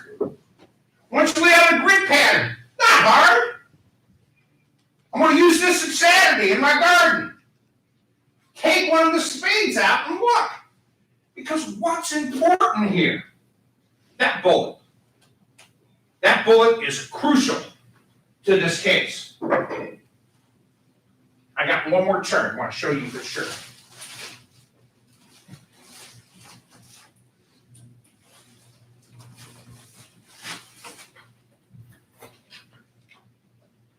Where is the bullet? There's your reasonable doubt, ladies and gentlemen. Where is the bullet? What does that mean? Why couldn't you gone back sometime and shoveled out the scene? Why couldn't you take this shovel or another shovel and go through grid pattern and look for it? Why is that important? Because we probably wouldn't have been here. Because if that bullet matched the other 4 fired casings, you'd have no question about what happened. Is that correct? Think about it. Prosecutor wants you to infer that the gun that supposedly Lonnie used fired into the ear, that bullet matched the other bullets. How would that have been done? Well, you saw the exhibits up there. It's called ballistics. All you have to do is look for the bullet. All you have to do is just go down there, spend 15 minutes, half an hour, an hour, and siffle through the yard. Didn't go into outer space. Why didn't you do that? Why? I bet you he dropped his little shiny badge, Matt Austin. He'd been looking for that with the shovel, right? He'd been looking for his badge with it. Why don't you look for the ultimate piece of evidence? And why don't you do your job? Why does he want you to do this? Why does he want you to guess? Do not guess. Do not guess. You wouldn't have had to guess, would you? They done the ballistics. You would have said it came from the same gun, or it didn't come from the same gun. All you have to do is look at the bullet. And that bullet, the only thing we know for sure, the bullets are fired into Tabitha, the bullets are fired into David Yealy, came from the same weapon. We don't know that for the bullet that went into the ear, went out the trailer, went right into the ground, right back to the trailer. Because nobody bothered to dig it up and to look at it. What else didn't they bother to do? They said they had shell casings found under David Yealy at the scene. Oh, they're going to explanation. Oh, it's probably not going to be found, blah, blah, blah. Why the heck don't you just test it? This is a double murder. Why don't you just test it so we know? What the heck's the problem? It is or it isn't. Oh, we can't fire it. He didn't explain it. Chris do a good job explaining it. Oh, it's this, unfired case, and you'll never get anything from it. Just test it. Then you know. And when you don't have that evidence, it's a reasonable doubt. Why wouldn't you take the clothes that Lisa was washing in the washing machine and get them analyzed? Oh, you're going to say, well, there was bleach. Was there any evidence there was bleach in the washing machine? No. There was bleach on the counter. I don't know where you wash your clothes at. I got bleach all over the place. When you're washing clothes, you don't necessarily always use it. Why wouldn't you take them out and look at them and examine them? Why wouldn't you do it? Nobody did that. Well, she's washing them. She's washing them. Not Lonnie. Whose clothes are they? Lisa's clothes. Lisa's shoes are in there. Guess whose shoes didn't have any blood or any other DNA material on them? Lonnie's. When you go back and take a look at the scene, that horrible scene in the bathroom with Tabitha, you'll see footprints there. You'll go back and look at them, you'll see them. You'll look at those footprints. Mr. Grillo asked a good question. He said, didn't you take anything off of the brake or accelerator pads? Did you analyze that, Mr. Austin, when you left this scene and went there? No. Why would I have to? The arrogance of it. You know, just the arrogance of it. You know, if this you believe that they should have done more, you can hold firm in your belief. You can keep that belief to yourself. And when you're talking as a jury, reason, common sense, but look at the evidence that we're dealing with here. What didn't they give you that was so simple to do? And you're going to say, well, you're going to find anything in the washing machine. It's soapy and so forth. Oh, wait a second. Didn't I just see up here and over there a soapy drain with blood in it? The DNA was there, wasn't it? It was there. In the drain. Soap and water. Didn't destroy it. Why not do it for the clothing? Why not? Why not test Paul's clothing? Why not walk up to the trailers and knock on the door? Hey, Rebecca, you were over at the scene. How come you didn't come down? What's going on here? What happened? You saw her picture there. At about 1:16 a.m., you saw her. She wasn't just satisfied with the ice she had that afternoon, according to Paul. She wanted more ice at night. Who knows what was going on in there? I don't know. Think about it. Glenn Davis testified. He said he didn't think the gun would work. He didn't know anything about guns. The phone calls they have here, one's after 4:10, supposedly after the ammunition's already been purchased. So that means nothing. They were friends. Lonnie worked for him. Means nothing. Melba Bailey. This is important. Now, Melba came in, and I don't want to make light of it, but she couldn't even recognize Lonnie from this distance. Remember that? She's sitting here, and she had to put her glasses on to identify him. I'm not going to fault her. She's not a professional witness. But she did say something important. You may have missed it. And that was on Chris's direct examination. He asked her. She heard 2 gunshots, she says, with Paul in the trailer. Take a look if you heard that too. Think about if you heard that also. 2 gunshots, and he asked, they were far apart. Not boom, boom, far apart.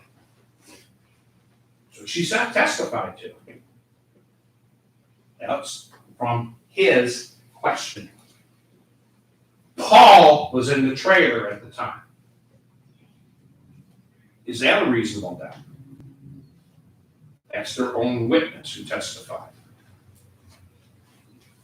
You couldn't even recognize Lonnie from here, but she's describing a gun and so forth. Who knows?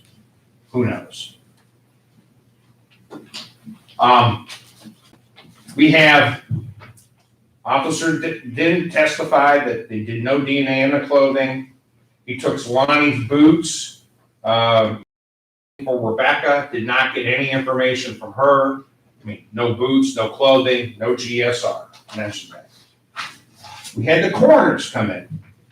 We asked Omarosa. That was a little light moment in the trial where Chris was over here and she kept going like this when he was looking at her without the mask. That's the only part I really liked about that. But she testified.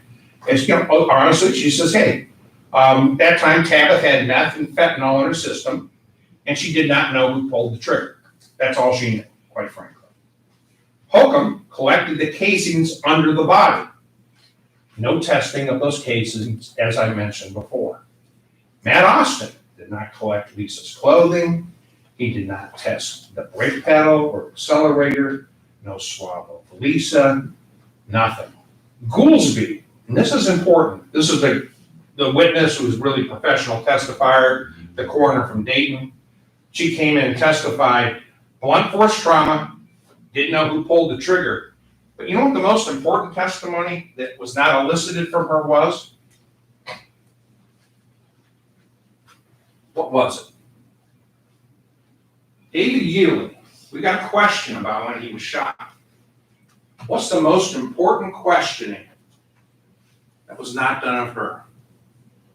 Time of death. You got nothing about that. Body was cold to the touch. You know, you have experiences here. How long was the body there? I've been doing this a long time, 43 years. This is now the 11th county I've tried a murder case in. I'm just thinking about this. Why wouldn't you ask? Time of death. That's kind of important. Could he have been shot, David Yearley, by Paul Sheets when he supposedly went to go buy drugs? Could he have gone to David Yearley's house and shot him? That makes as much sense as Lonnie doing it, because Lonnie was living with him at the time, according to Dallas. They were living together. Lonnie was living with Paul. What reason, what motive would they have? Well, they don't have to prove motive, but that's one of the elements you can take a look at. Not elements, it's one of the things you can take a look at when you talk about purpose. Why would you shoot these friends who let you live on their couches in these little places when you got away from Lisa? Think about that. No time of death. Might have been killed that afternoon, as far as we know. We don't know. Nobody told us. That's a reasonable doubt. And that's a simple question. Give me a range. You can't sometimes tell exact, but give me a range. Andrew McCallum did a good job. He told you about the gun. Same gun that shot Tabitha was used to shoot Yearley. We just don't know who had it. And I've already told you that it could have been possible that it was Rebecca Montgomery or Paul Sheets. Now, if it's Lisa, they're going to say that's complicity. The issue is, who pulled the trigger? Who pulled the trigger? Who pulled that trigger? Was it Paul? Was it Rebecca? Now, if it's Lisa, they're going to say, oh, they acted aiding and abetting. You go look at those instructions and ask yourself, when you talk about a reasonable inference, I heard, would Lonnie do that? Or this woman who called law on him, kick him in, kick him out, have fights with him. Doesn't make any sense. Makes no sense. What he did say, when you talked about the sources of the 32 caliber PMC, and I asked him, do you have a reasonable doubt if the casings came from the same sources. That was the unfired casings coming from the same sources. It says, yes, I have a reasonable doubt. That's what their expert said, not what I'm saying. That's what their expert said. There's a reasonable doubt as to whether the casings at the scene, the casing that came out of or was found by the front door, reasonable doubt as if they came from the same source. And that's why you would have gone out and picked up a little shovel and looked for it. Wouldn't you? When you got that report, you're going, my goodness, I better go back and dig for that. Duh! Why did they do that? That's a reasonable doubt. Millions of ammunition out there. Actually, he said, I think 1,032 calibers, he estimated, and said tens of millions of ammunition. I said 1 million ammunition, I said tens of millions, yeah, probably tens of millions. PMC is the most popular manufacturer of firearm ammunition, I think he said. Let's go to Jennifer Lester. She is a lady who came in and made the little charts.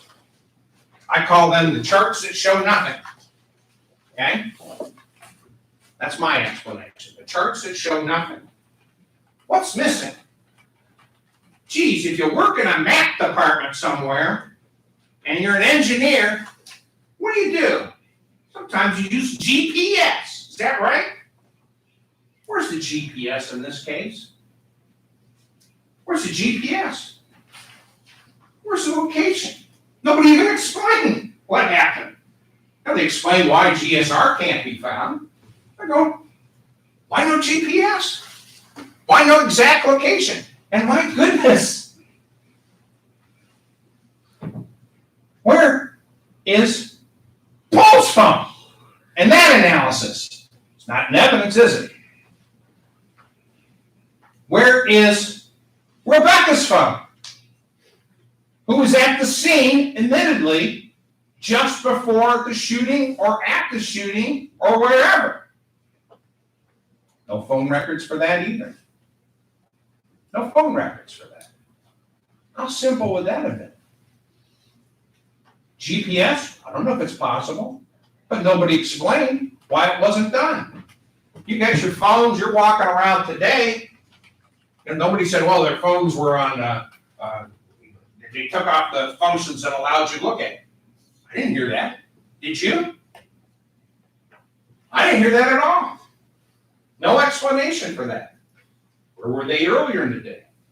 That's called a reasonable doubt. That's called a reasonable doubt. Why wouldn't you take Paul's phone, Rebecca's phone, and just look at it? Why wouldn't you do that? And these are sectors. These sectors are miles. These are like 20, 30 square miles of information, vectors and sectors showing where you're at. Proves nothing.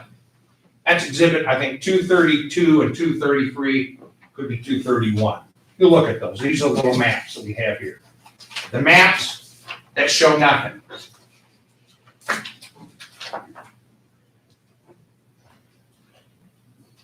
Lindsay Coben, that was the nice pregnant lady who was up here testifying.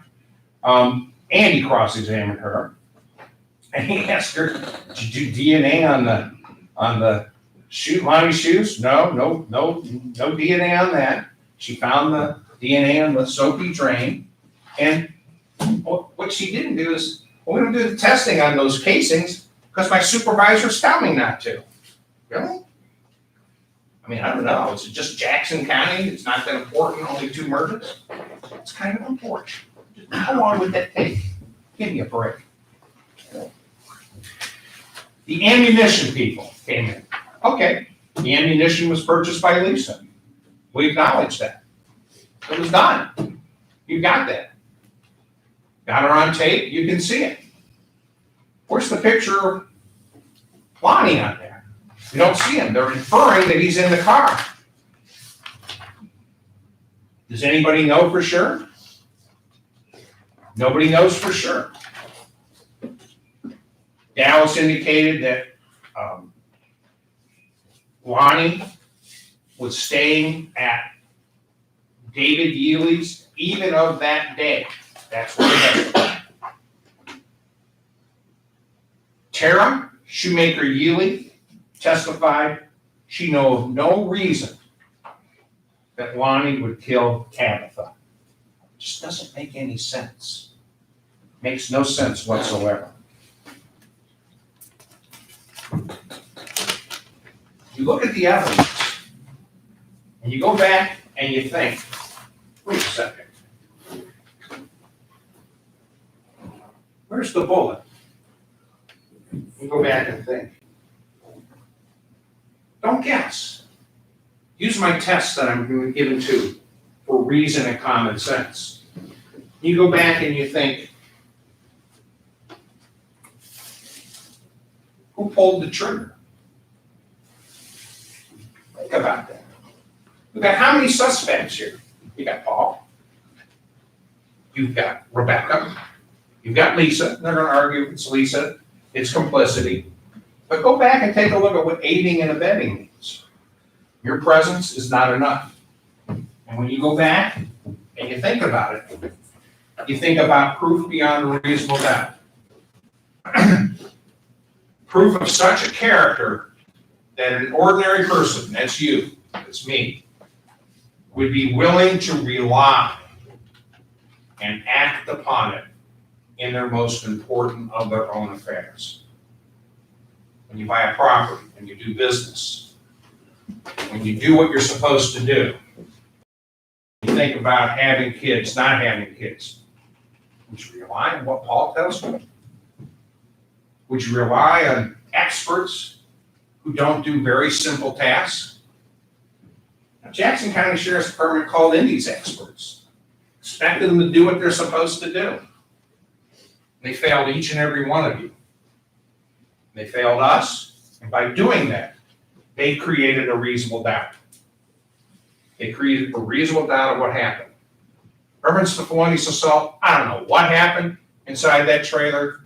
There's a fight. Who started it? Who didn't start it? I don't know. You got to rely on Paul for proof beyond a reasonable doubt on that aspect. That's what you have to do. Tampering with evidence. Why don't you walk up to trailers and see if the Dunn's in Rebecca Montgomery's trailer? Why don't you go do that? Why don't you go find that out?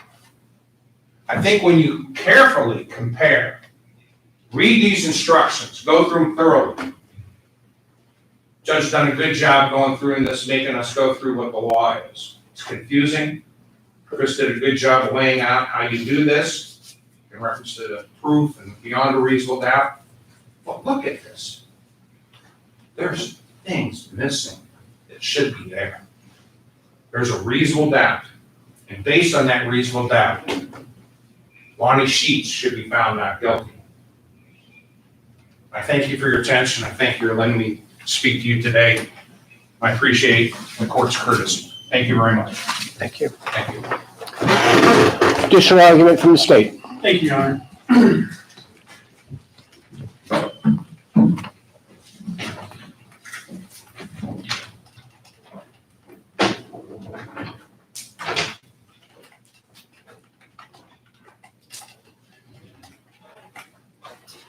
When the court gives you the instructions in this case, it's going to lay out in greater detail than I have the different offenses, the lesser included offenses, and the elements of those offenses.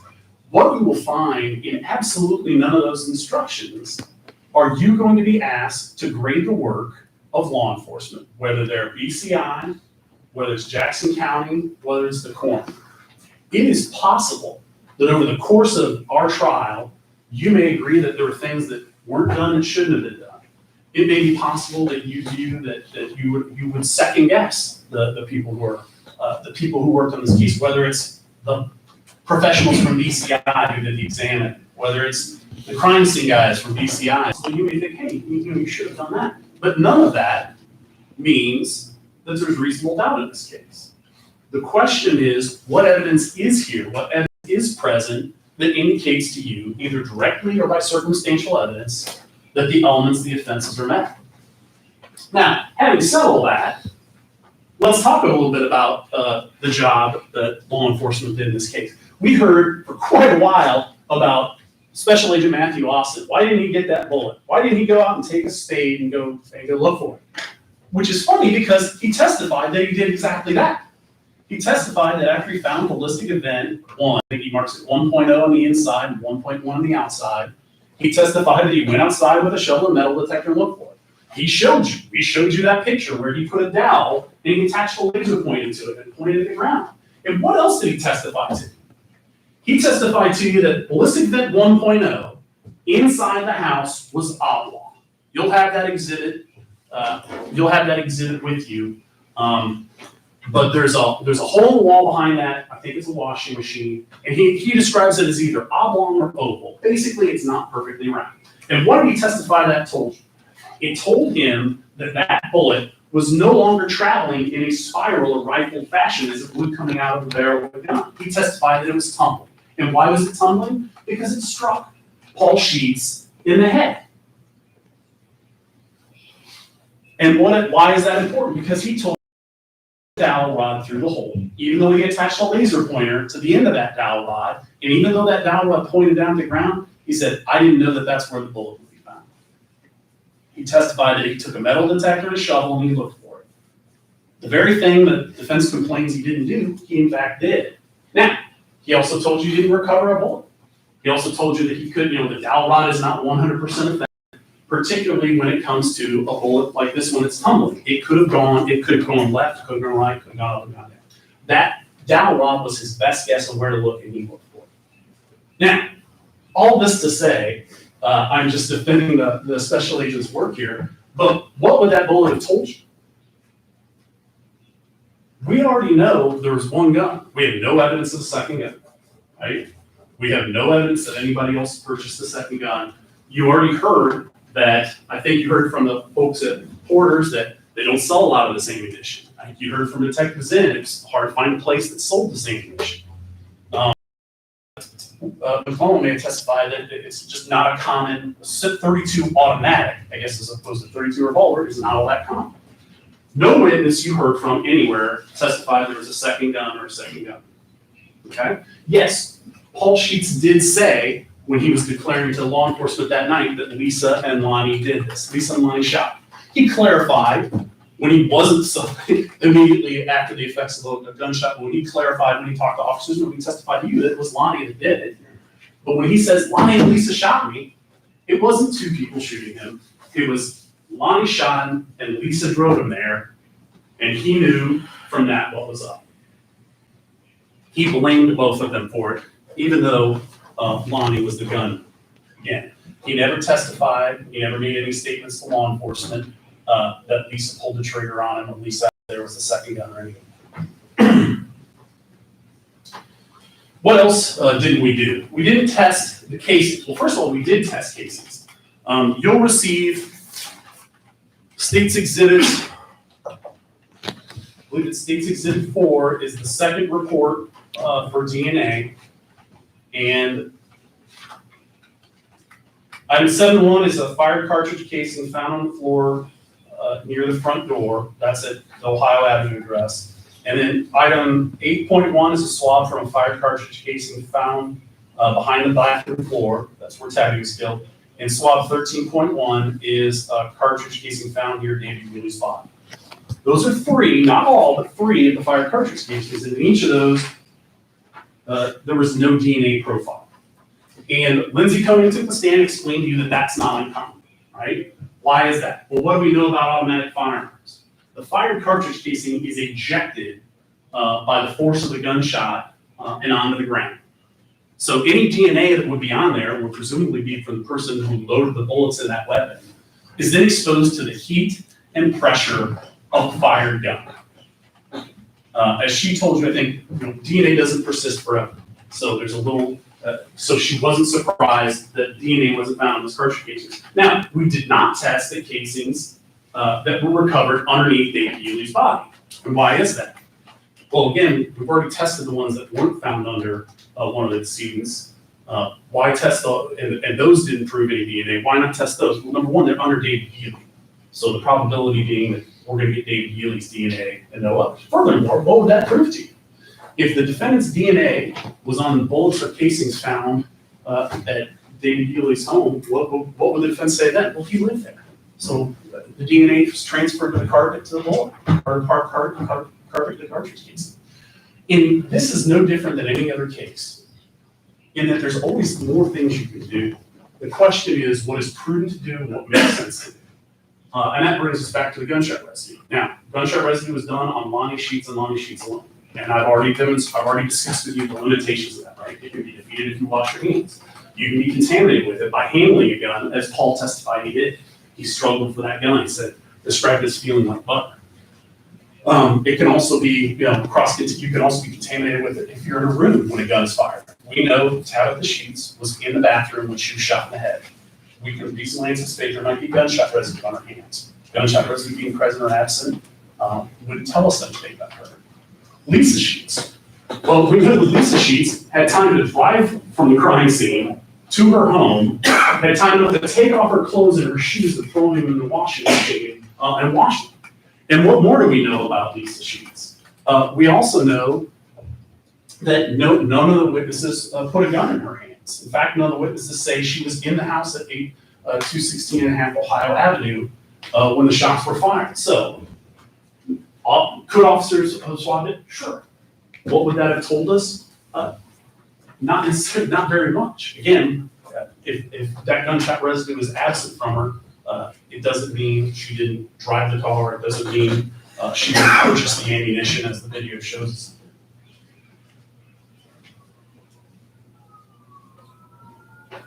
There's no GSR of Paul Sheets. Well, again, because he told officers that night he was shot, that his brother did.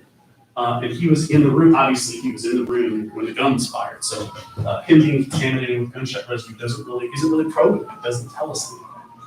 So the defense insisted that somehow establishes reasonable doubt. It's a test that wouldn't really tell us much because of the way Paul described events happening. Again, he was in that small trailer where the gun was discharged. He didn't grab the gun to try and get it away from his brother after it misfired. Those are all, the presence or absence of gunshot residue on his hands isn't going to tell us anything. It's not going to prove or disprove his story. Furthermore, Paul received medical treatment that night. Paul was taken to the hospital. Officers basically let the medical treatment happen. Same thing with Tabitha Sheets. Officers let the medical treatment happen rather than taking priority over swabbing their hands for gunshot residue. We've heard a lot about Rebecca Montgomery or Paul or whomever else being the shooter in this case. Did any of them buy a gun that week from anybody? You didn't hear any testimony of that. You didn't hear any testimony that any of those people had a .32 automatic, but we heard that about the defendant. We heard that he bought a gun, a .32 automatic, just days prior to this. And his wife is on video buying .32 automatic ammunition 10 hours before the offense. Don't have that information about Rebecca. We don't have that information about Paul. So when we talk about, the notion that somehow there's reasonable doubt that somebody else did this, there's no evidence of that. There's no evidence supporting anybody. And did law enforcement not go to Rebecca and get her gunshot residue? Did they have any reason to believe she was present in the house when it happened? No. Paul Sheets said that she wasn't there when he got home. Rebecca or Melba Bailey said she saw the only two people she saw come out of the house were Paul and Lonnie Sheets. So we can GSR everybody under the sun, but if law enforcement doesn't have any indication that they were even in the house when the shooting happened, why would they do so?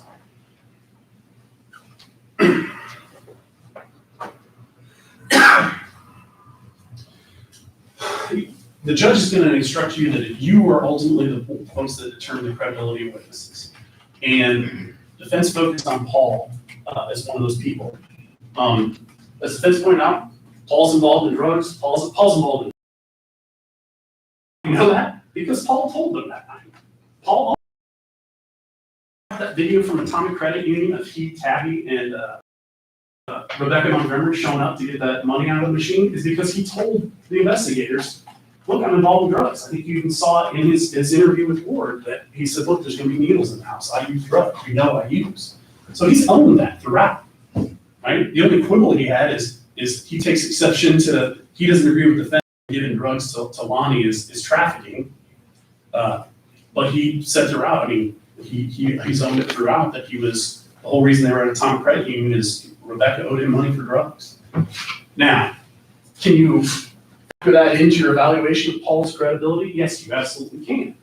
But bear in mind, number one, that he's owned it throughout. Number two, bear in mind that what he's told us has been corroborated. What does the scene tell you about what he said?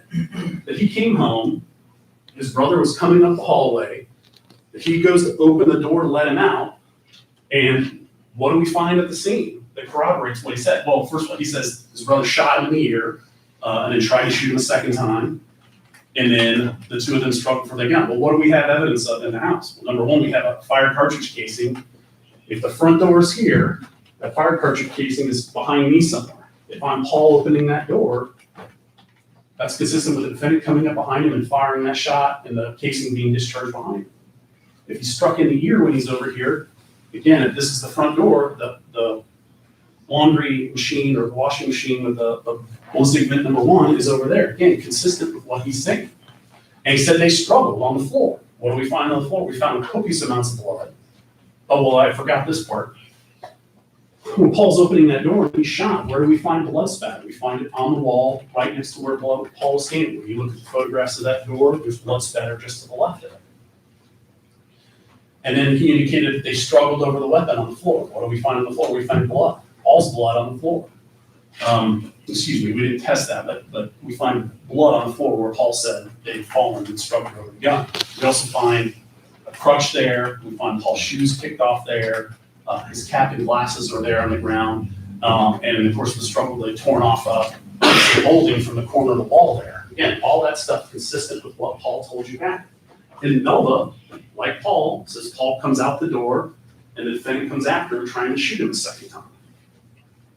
Again, that's corroboration of what happened.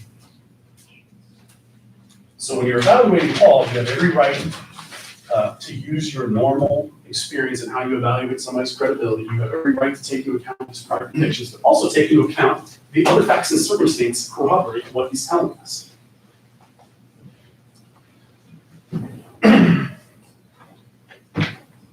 And this folds back into that, but it also folds back into my earlier point about these, could Rebecca have done this? Could Paul have done this? What have you? And who we tested and didn't test for gunshot residue. Who had 32 automatic live ammunition in their house? We know that the defendant did. Whose wife, who he was arrested with, purchased that ammunition, that PNC 32 auto ammunition 10 hours before? The defendant. Who had purchased 32 automatic firearm just 2 to 4 days prior to this from Glenn Davis? The defendant did. We don't have any of those indicators. We don't have any of those arrows or evidence pointing at anybody other than the defendant.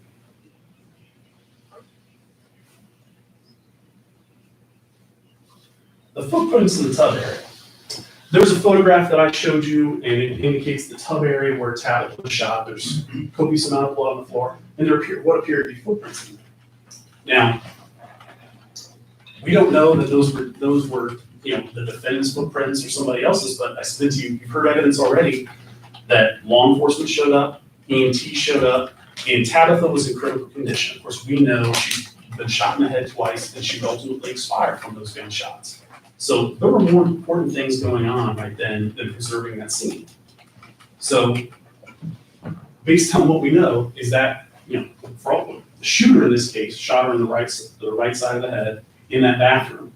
And we have no evidence to know that that person stuck around as she bled and stepped on the ground. Or is it more likely that that's simply footprints left by EMTs, other law enforcement who were there at the scene trying to give her critical care?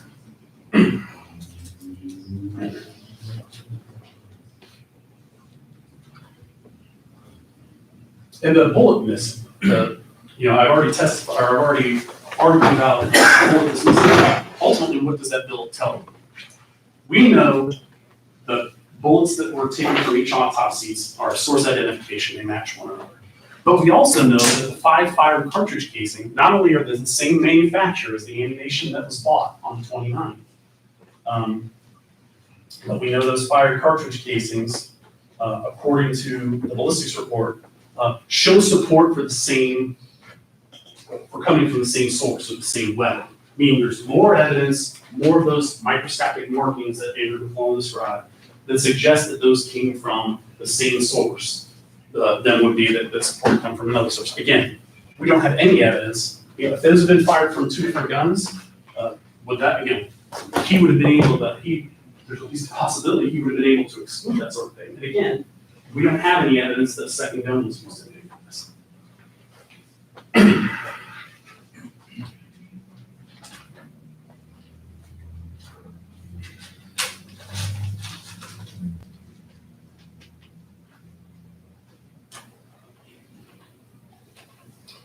You also heard from the defense about the boots. Your testimony that boots were recovered, boots were DNA tested, but the reports you were provided, number one, we don't have any evidence to know that those were the boots that the defendant was wearing at the time of the offense. But more importantly, those boots, no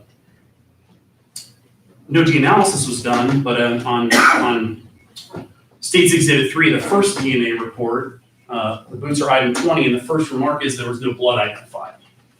The reason they didn't test the bloods for DNA is they didn't find any blood. Had they found blood, they could have proceeded with DNA testing, but they didn't. So what this calls into question, were these even the boots that the defendant was wearing at the time of the offense, or are they just boots they found in his house? Pointing all this to say, in all this, that we don't have any reason other than that there's bloody footprints at the bathroom scene, which could have been left by any one of a number of people. We don't have any reason to think that either Lonnie, police, or anybody would track blood on the shoes out of the house.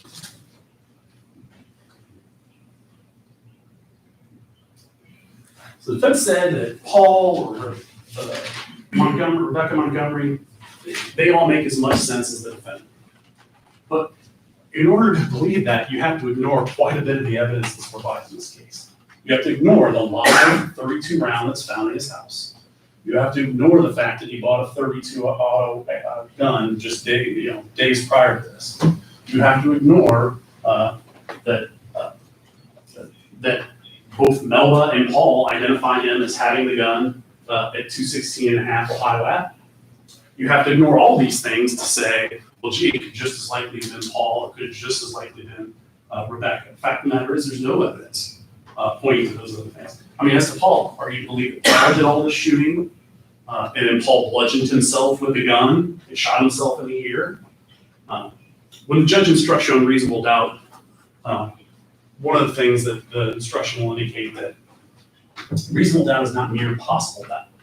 It has to be a doubt based on reasoning and common sense. I think if you look at the evidence, your reason and common sense will direct you to reasonable doubt as to these charges. Thank you. Thank you. Ladies and gentlemen, we've been here about 2 hours. It's going to take me probably 45 minutes, maybe an hour to go through the instructions and the jury interrogatories. Does anyone need a break before we start that process? Yes, okay. If you don't need a break, I'd like you to stay in your seat, stand up and stretch if you want. Those people who need the bathroom break, why don't you go do that now?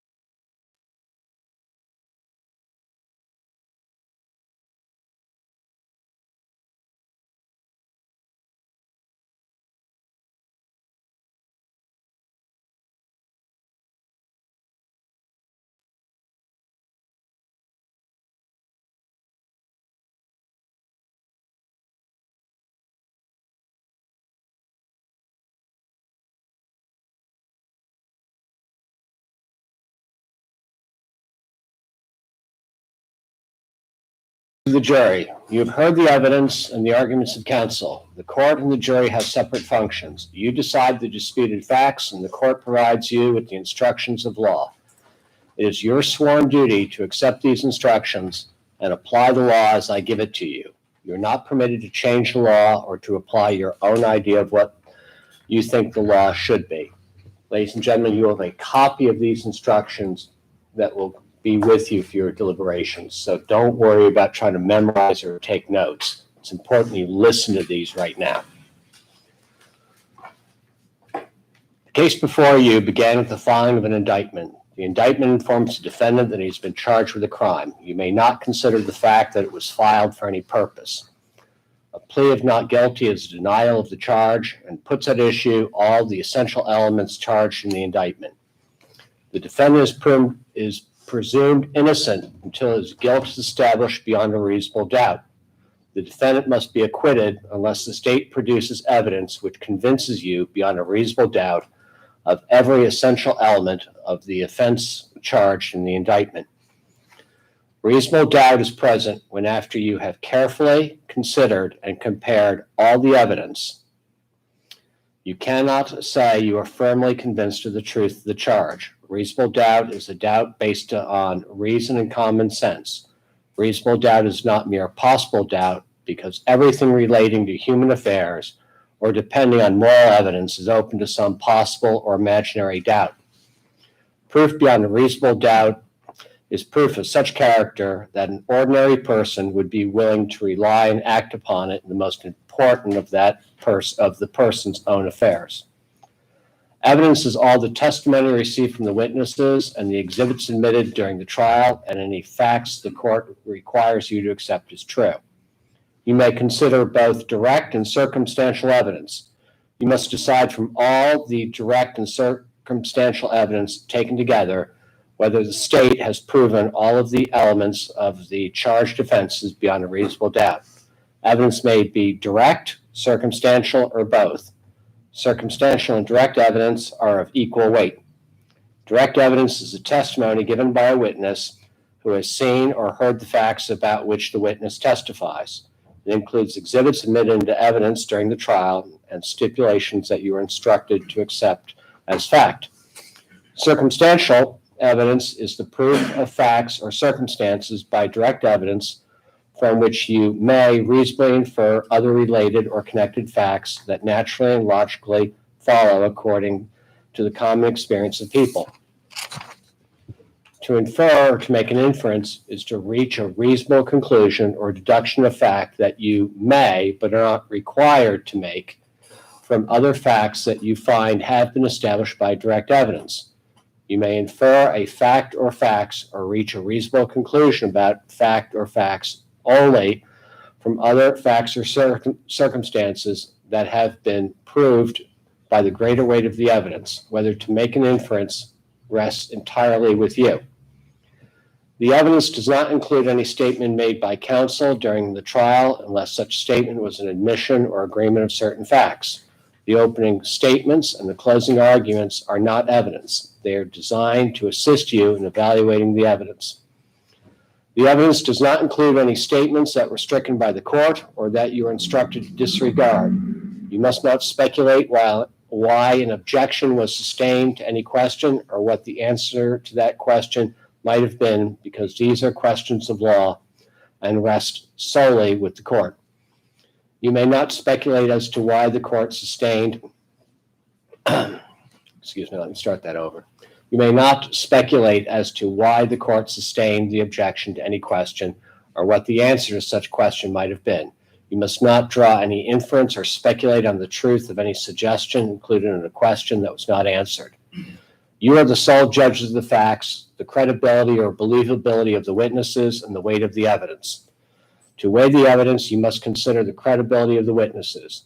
You will use the tests of truthfulness that you use in your daily lives. These tests include the appearance of each witness upon the stand, the witness's manner of testifying, the reasonableness of the testimony, the opportunity the witness had to see, hear, and know the things about which the witness testified, and whether the witness's accuracy of memory, frankness or lack of it, intelligence, interest, and bias, if any, together with all of the facts and circumstances surrounding the testimony. Use these tests and assign to each witness's testimony such weight as you think proper. You are not required to believe the testimony of any witness simply because the witness was under oath. You may believe or disbelieve all or any part of the testimony of any witness. It is your duty to decide the testimony. It is your duty to decide what testimony to believe and what testimony not to believe. The testimony of one witness, if believed by you, is sufficient to prove any disputed fact.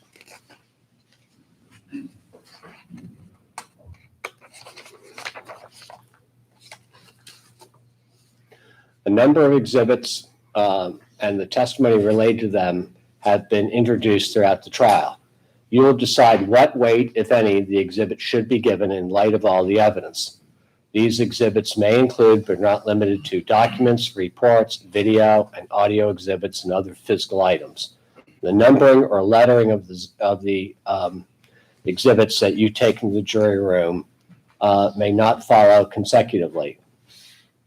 There are reasons for this. An exhibit may not have been submitted by a party who produced it during the trial, and the court may not have admitted an exhibit because of a legal or procedural reason or ruling. Do not draw any inference because you do not have a particular exhibit. You will have in the jury room the verdict forms and all the exhibits received into evidence during the course of the trial. You will not be given any other exhibits during your deliberations. It is not necessary that the state prove the offense was committed on the exact day as charged in the indictment. It is sufficient that the offense took place on a date reasonably near the date claimed. It is not necessary that the defendant take the witness stand in his own defense. He has a constitutional right not to testify. The fact that the defendant did not testify must not be considered for any purpose. Count 1, complicity to aggravated murder. The state of Ohio has presented a theory that the defendant acted in complicity with the principal offender in the commission of aggravated murder.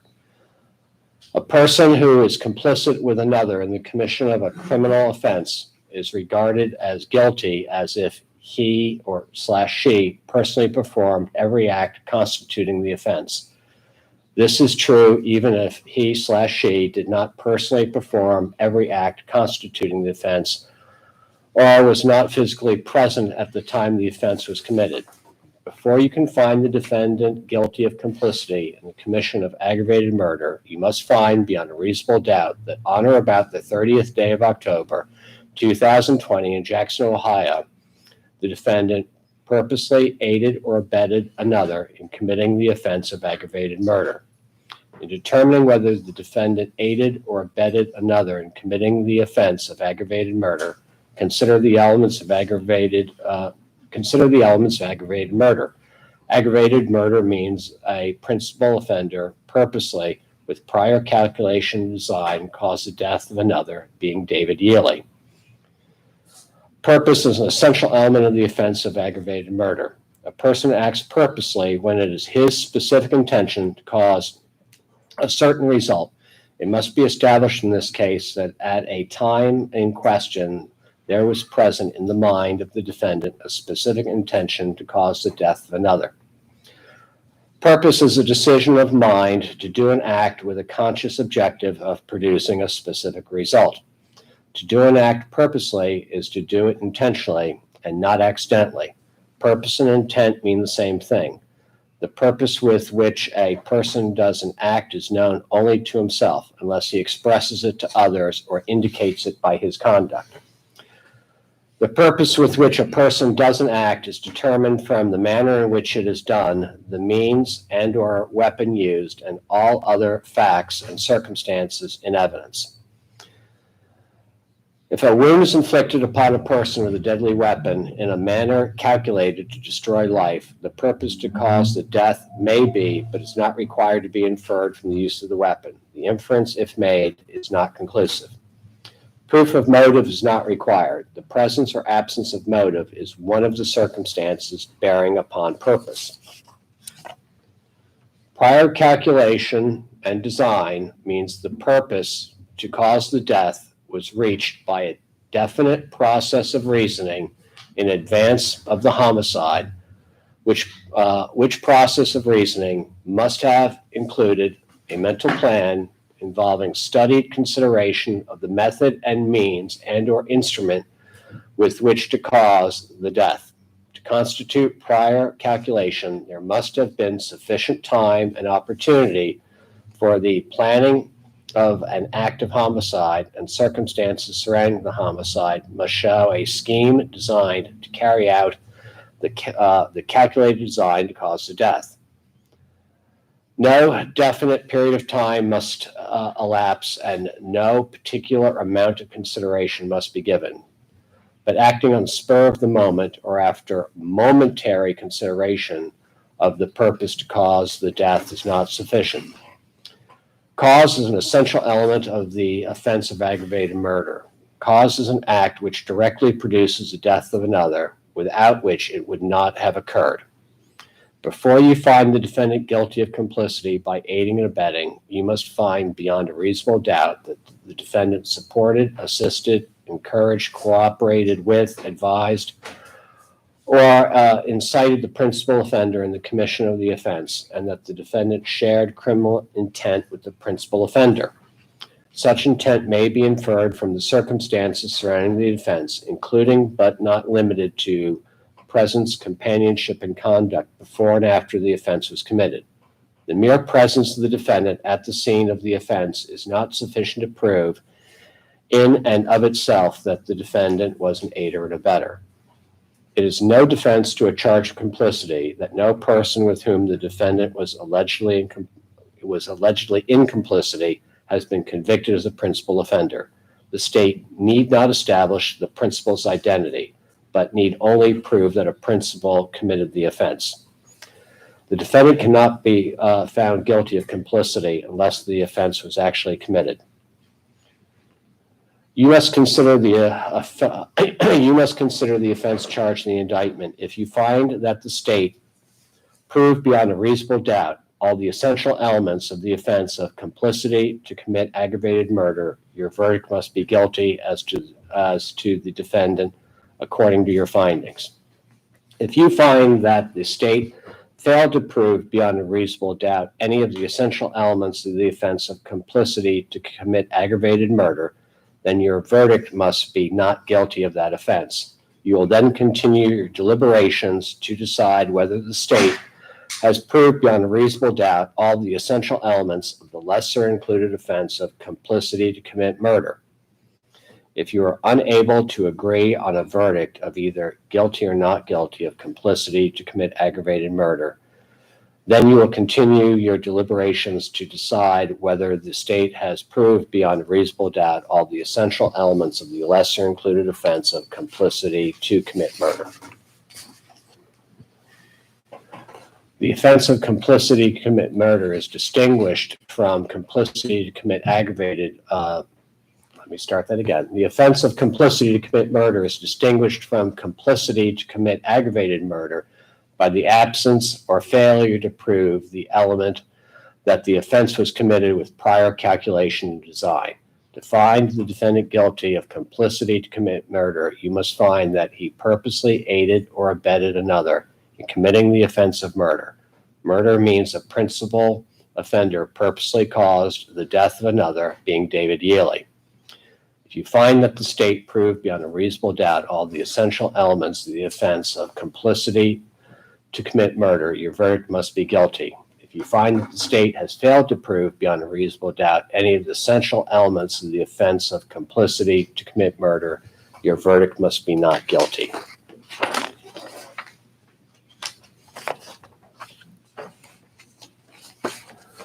Specification to count one. If your verdict is guilty of complicity to aggravated murder or complicity to murder of David Yealy, you will separately decide whether the state proved beyond a reasonable doubt that the defendant had a firearm on or about his person or under his control while committing the offense and used the firearm to facilitate the commission of the offense. Firearm means any deadly weapon capable of expelling or propelling one or more projectiles by the firearm of an explosive or combustible propellant. Firearm includes an unloaded firearm and any firearm that is inoperable but can readily be rendered operable. When deciding whether a firearm is capable of expelling or propelling one or more projectiles by the action of an explosive or combustible propellant, you must rely upon circumstantial evidence, including but not limited to the representations and actions of the individual exercising control over the firearm. Deadly weapon means any instrument, device, or thing capable of inflicting death and designed or specifically adapted for use as a weapon or possessed, carried, or used as a weapon. On or about his person or under his control means that the firearm was on the defendant's person or so near the defendant as to be conveniently accessible and within the defendant's immediate physical reach.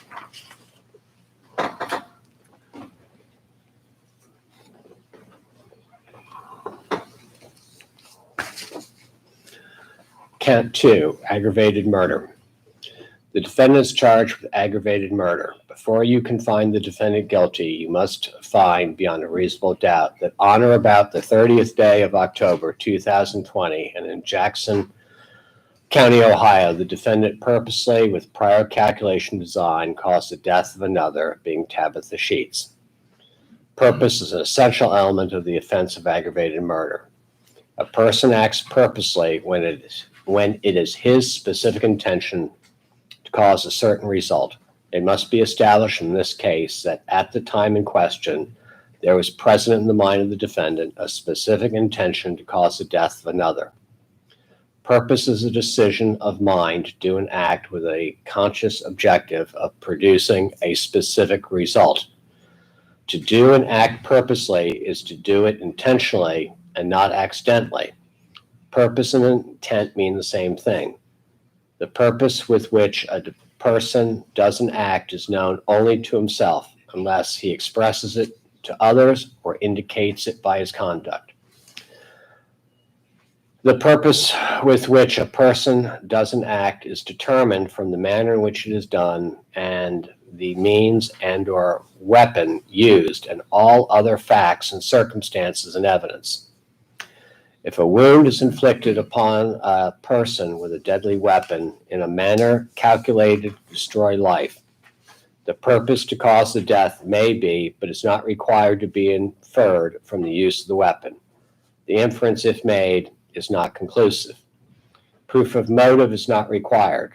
The presence or absence of motive is one of the circumstances bearing upon purpose.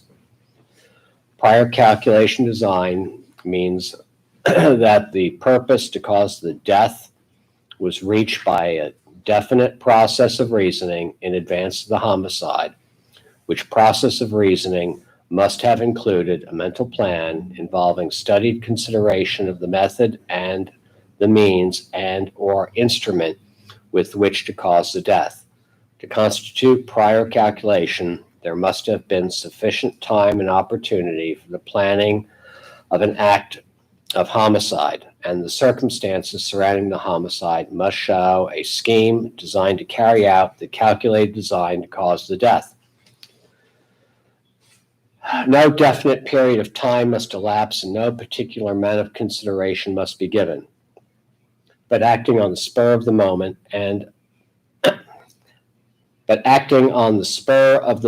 or after momentary consideration of the purpose to cause the death is not sufficient.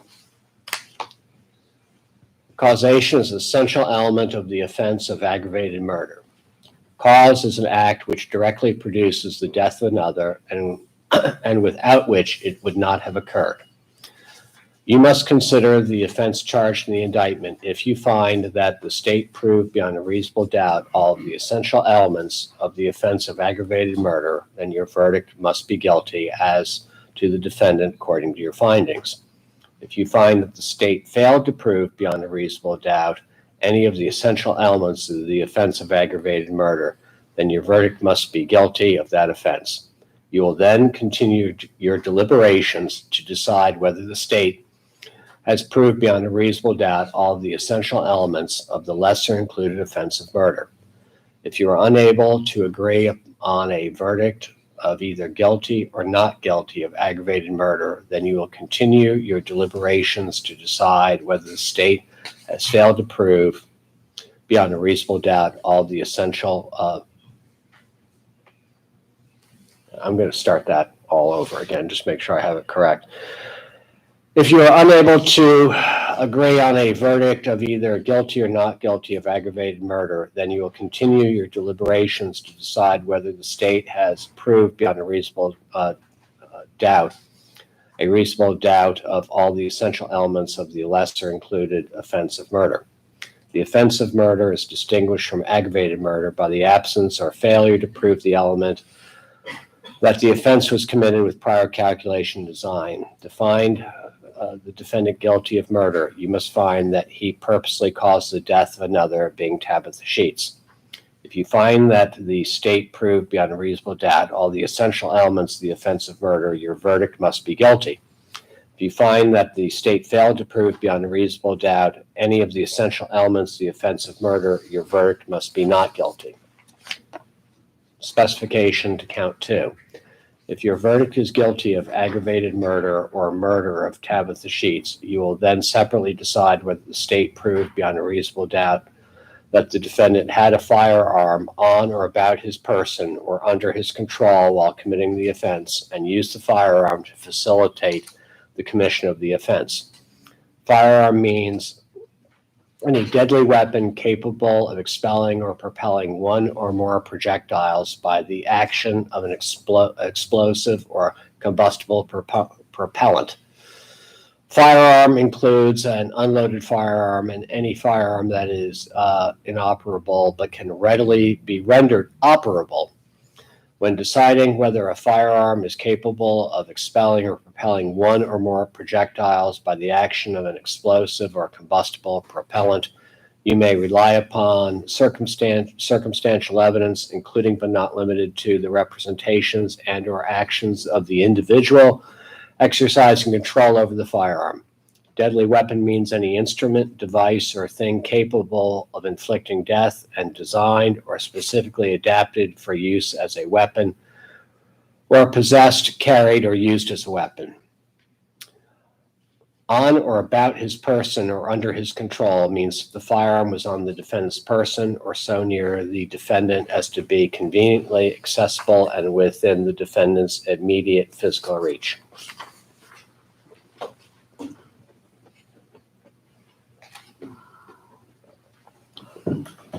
Count 3. The defendant is charged with the offense of attempted murder of Paul Sheets. Before you can find the defendant guilty, you must find beyond a reasonable doubt that on or about the 30th day of October 2020 and in Jackson County, Ohio, the defendant purposely engaged in conduct that, if successful, would have resulted in the commission of the offense of murder. A criminal attempt occurs when one purposely does anything that is an act constituting a substantial step in a course of conduct planned to culminate in his commission of the offense. To constitute a substantial step, the conduct must be strongly corroborative of the actor's criminal purpose. The defendant is charged with attempting to commit murder. Before you can find the defendant guilty, you must find beyond a reasonable doubt that on or about the 30th day of October 2020 in Jackson County, Ohio, the defendant purposely attempted to cause the death of another, being Paul Sheets. Purpose is an essential element of the offense of aggravated murder.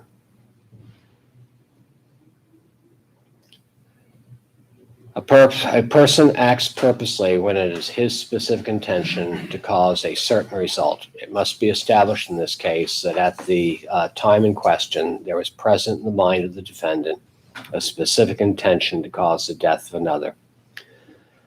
Purpose is a decision of mind to do an act with a conscious objective of producing a specific result. To do an act purposely is to do it intentionally and not accidentally. Purpose and intent mean the same thing.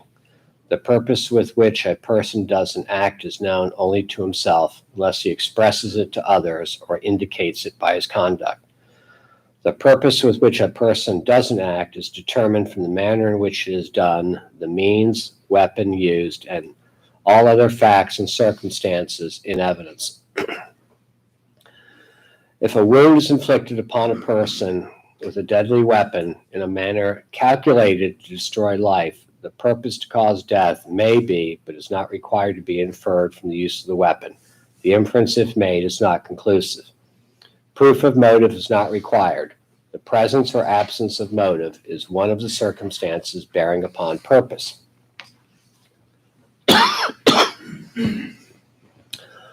Cause is an essential element of the offense of murder. Cause is an act which directly produces the death of another, without which it would not have occurred. Preparing, planning, or arranging the means for the commission of the crime does not constitute an attempt. It is not a defense to a charge of attempt that, in retrospect, the commission of the offense that was the object of the attempt was impossible under the circumstances. You must consider the offense charged in the indictment. If you find that the state proved beyond a reasonable doubt all of the essential elements of the offense of attempted murder, then your verdict must be guilty, as to the defendant, according to your findings. If you find that the state failed to prove beyond a reasonable doubt any of the essential elements of the offense of attempted murder, then your verdict must be not guilty of that offense. Specification to count 3. If your verdict is guilty of attempted murder of Paul Sheets in count 3, you will then separately decide whether the state proved beyond a reasonable doubt that the defendant had a firearm on or about his person or under his control while committing the offense and used the firearm to facilitate the commission of the offense. Firearm means any deadly weapon capable of expelling or propelling one or more projectiles by the firearm by the action of an explosive or a combustible propellant.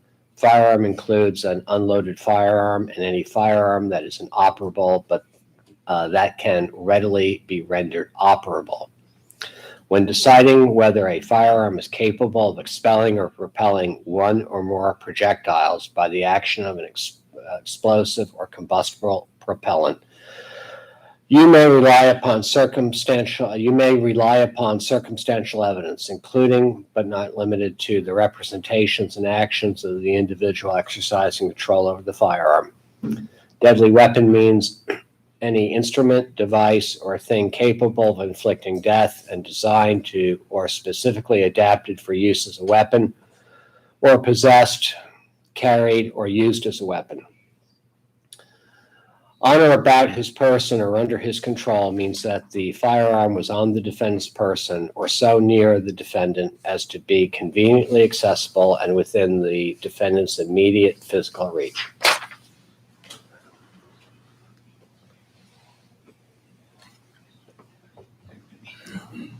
Count 4.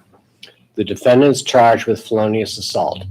Before you can find the defendant guilty, you must find beyond a reasonable doubt that on or about the 30th day of October 2020 and in Jackson County, Ohio, the defendant knowingly caused or attempted to cause physical harm to Paul Sheets by means of a deadly weapon. Knowingly, regardless of his purpose, when he is aware that his conduct will probably cause a certain result. A person has knowledge of circumstances when he is aware that such circumstances probably exist. Since you cannot look into the mind of another, knowledge is determined from all the facts and circumstances and evidence. You will determine from these facts and circumstances whether there existed at the time in the mind of the defendant an awareness of the probability that he would cause physical harm to another by means of a deadly weapon. Proof of motive is not required. The presence or absence of motive is one of the circumstances bearing upon purpose. Cause is an essential element of the offense of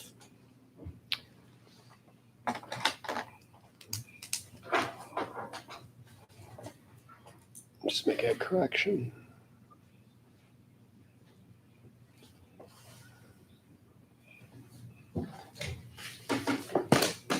Cause is an essential element of the offense of felonious assault.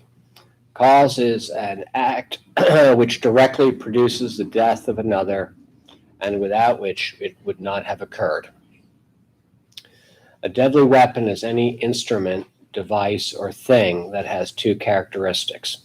The first characteristic is that it is capable of inflicting or causing death. The second characteristic is, in the alternative, either the instrument, device, or thing was designed or specifically adapted for use as a weapon, such as a gun, or it was possessed, carried, or used, in this case, as a weapon. These are questions of fact for you to decide.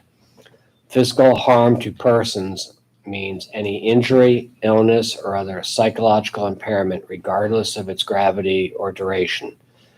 An attempt occurs when a person knowingly engages in conduct that, if successful, would result in physical harm. Deadly weapon means any instrument, device, or thing capable of inflicting death and designed or specifically adapted for use as a deadly weapon, or possessed, carried, or used as a deadly weapon. If you find that the state proved beyond a reasonable doubt all the essential elements of the offense of felonious assault, then your verdict must be guilty as to the defendant according to your findings. If you find that the state has failed to prove beyond a reasonable doubt any of the essential elements of the offense of felonious assault, your verdict must be not guilty. Specification to count 4. If your verdict is guilty of the felonious assault of Paul Sheets, then you will separately decide whether the state proved beyond a reasonable doubt that the defendant had a firearm on or about his person or under his control while committing the offense, and used the firearm to facilitate the commission of the offense. Firearm means any deadly weapon capable of expelling or propelling one or more projectiles by the action of an explosive or combustible propellant. Firearm includes an unloaded firearm and any firearm that is inoperable but can readily be rendered operable. When deciding whether a firearm is capable of expelling or propelling one or more projectiles by the action of an explosive or combustible propellant, you may rely upon circumstantial evidence, including but not limited to the representations and actions of the individual exercising control over the firearm. Deadly weapon means any instrument, device, or thing capable of inflicting death and designed or specifically adapted for use as a weapon, or possessed, carried, or used as a weapon. On or about his person or under his control means that the firearm was on the defendant's person or so near the defendant as to be conveniently accessible and within the defendant's immediate physical reach.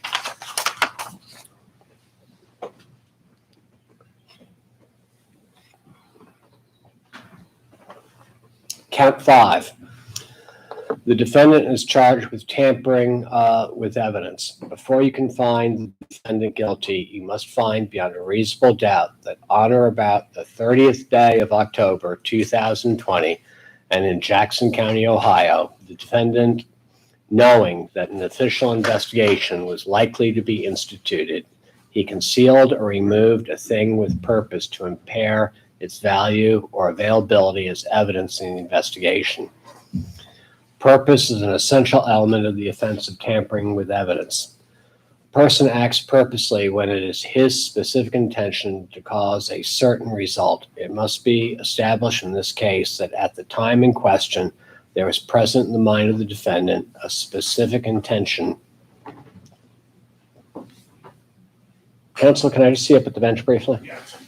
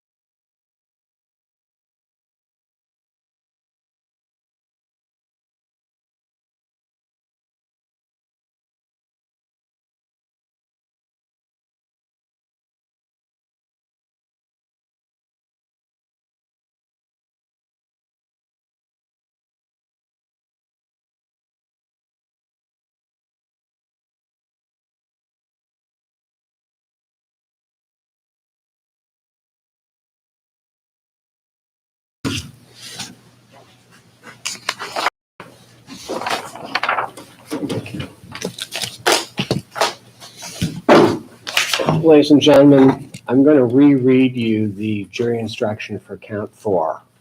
After we've had a conference up here at the bench and we've changed a little bit of the wording. So, count 4. The defendant is charged with felonious assault. But to find the defendant guilty, you must find beyond a reasonable doubt that on or about the 30th day of October 2020 and in Jackson County, Ohio, the defendant knowingly caused or attempted to cause physical harm to Paul Sheets by means of a deadly weapon. A person acts knowingly, regardless of his purpose, when he is aware that his conduct will probably cause a certain result. A person has knowledge of circumstances when he is aware that such circumstances probably exist. Since you cannot look into the mind of another, knowledge is determined from all the facts and circumstances and evidence.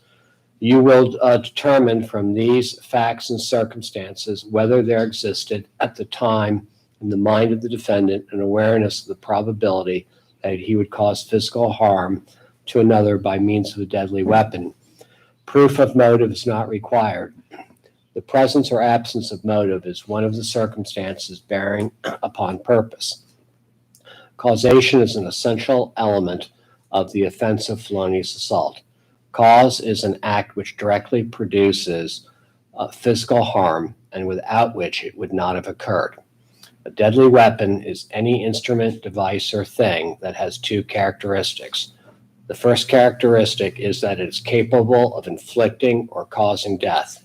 The second characteristic is in the alternative, either the instrument, device, or thing was designed or specifically adapted for use as a weapon, such as a gun, or it was possessed, carried, or used in this case as a weapon. These are questions of fact for you to decide. Physical harm to a person means any injury, illness, or other psychological impairment regardless of its gravity or duration. An attempt occurs when a person knowingly engages in conduct that, if successful, would result in physical harm. Deadly weapon means any instrument, device, or thing capable of inflicting death and designed or specifically adapted for use as a weapon or possessed, carried, or used as a weapon. If you find the state proved beyond a reasonable doubt all of the essential elements of the offense of felonious assault, then your verdict must be guilty as to the defendant according to your findings. If you find that the state failed to prove beyond a reasonable doubt any of the essential elements of the offense of felonious assault, your verdict must be not guilty. Specification to count 4. If your verdict is guilty of felonious assault of Paul Sheets, you will separately decide whether the state proved beyond a reasonable doubt that the defendant had a firearm on or about his person or under his control while committing the offense and used the firearm to facilitate the commission of the offense. Firearm means any deadly weapon capable of expelling or propelling one or more projectiles by the action of an explosive or combustible propellant. Firearm includes any unloaded firearm and any firearm that is inoperable but that can readily be rendered operable. When deciding whether a firearm is capable of expelling or propelling one or more projectiles by the action of an explosive or combustible propellant, you may rely upon circumstantial evidence, including but not limited to the representations and actions of the individual exercising control over the firearm. Deadly weapon means any instrument, device, or thing capable of inflicting death and designed or specifically adapted for use as a weapon or possessed, carried, or used as a weapon. On or about his person or under his control means that the firearm was on the defendant's person or so near the defendant as to be conveniently accessible and within the defendant's immediate physical reach.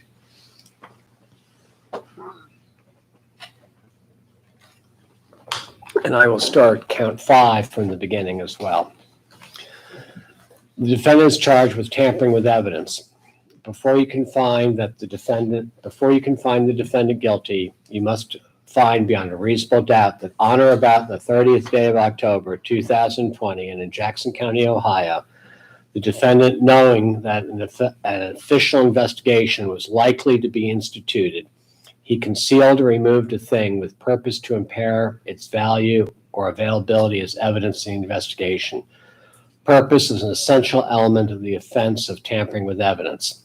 A person acts purposely when it is his specific intention to cause a certain result. It must be established in this case that the time in question, there is present in the mind of the defendant a specific intention to impair the value of an item or its availability as evidence in the investigation. Purpose is a decision of mind to do an act with a conscious objective of producing a specific result. To do an act purposely is to do it intentionally and not accidentally. Purpose and intent mean the same thing. The purpose with which a person does an act is known only to himself, unless he expresses it to others or indicates it by his conduct. The purpose with which a person does an act is determined from the manner in which it is done, the means and or weapon used, and all other facts and circumstances and evidence. Proof of motive is not required. The presence or absence of motive is one of the circumstances bearing upon purpose. A person acts knowingly regardless of his purpose when he is aware that his conduct will probably cause a certain result. A person has knowledge of circumstances when he is aware that such circumstances probably exist. Since you cannot look into the mind of another, knowledge is determined from all of the facts and circumstances and evidence. You will determine from these facts and circumstances whether there existed at the time in the mind of the defendant an awareness of the probability that an official investigation was likely to be instituted. Proof of motive is not required. The presence or absence of motive is one of the circumstances bearing upon purpose. If you find that the state proved beyond a reasonable doubt all the essential elements of the offense of tampering with evidence, then your verdict must be guilty as to the defendant according to your findings. If you find that the state failed to prove beyond a reasonable doubt any of the essential elements of the offense of tampering with evidence, your verdict must be not guilty. The court has instructed you on all the law necessary for your deliberations. I will now instruct you on how to conduct your deliberations and prepare the verdict forms. You will have with you in the jury room the following verdict forms, and these will be submitted to you. When you've reached a verdict, you will complete the form that corresponds to your decision and sign that verdict form in ink.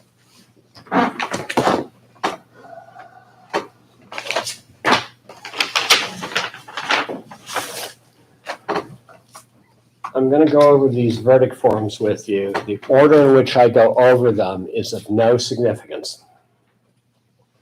You'll have a verdict form for count 1. There will be a guilty form, and there'll be a not guilty form. And there will be a place for each of you to sign on the form that corresponds to your verdict. Then you will have a not guilty and guilty form for the lesser included offense of, on count 1, of complicity to murder.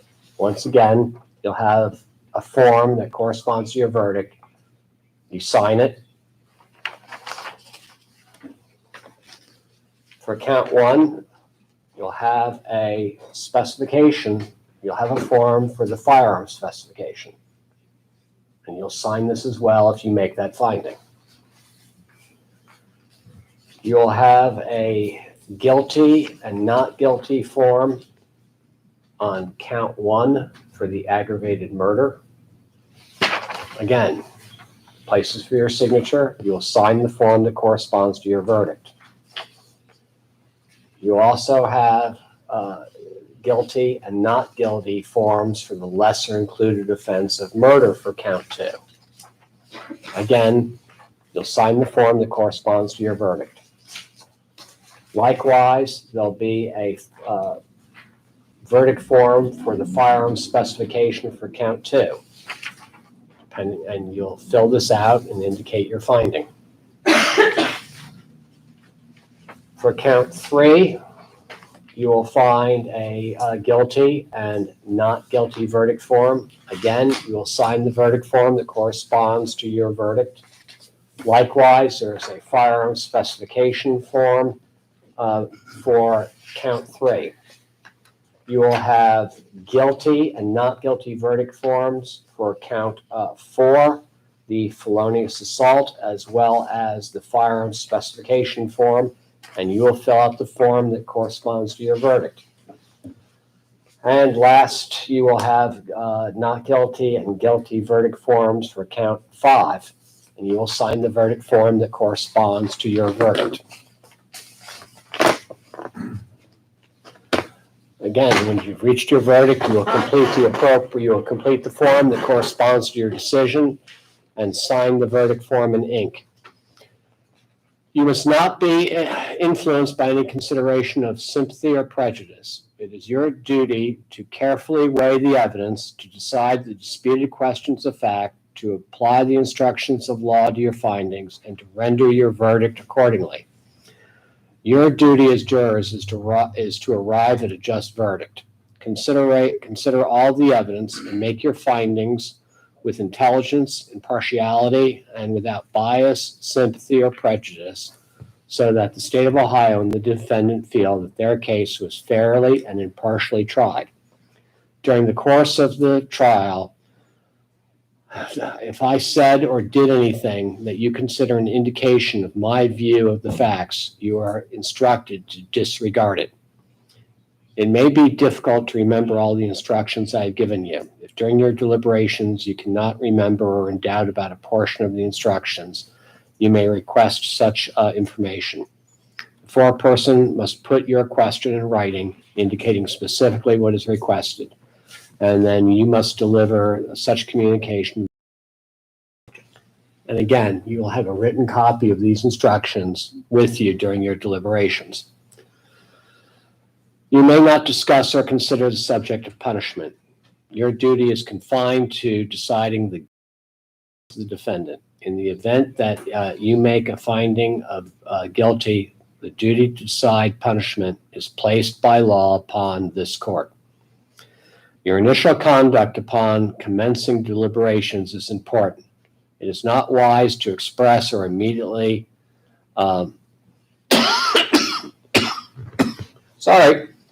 It is not wise to express immediately a determination or to insist upon a certain verdict. Having so expressed yourself, your sense of pride may be aroused, and you may hesitate to give up your position, even if shown that is not correct. Consult with one another in the jury room and deliberate with a view to reaching an agreement if you cannot do so without disturbing your individual judgment. Each of you must decide this case for yourself. You should do so, however, only after a discussion of the case with other jurors. Do not hesitate to change an opinion if convinced that it is wrong. You should not surrender your considered opinion concerning the weight of evidence, however, in order to be congenial or to reach a verdict solely because of the opinion of other jurors.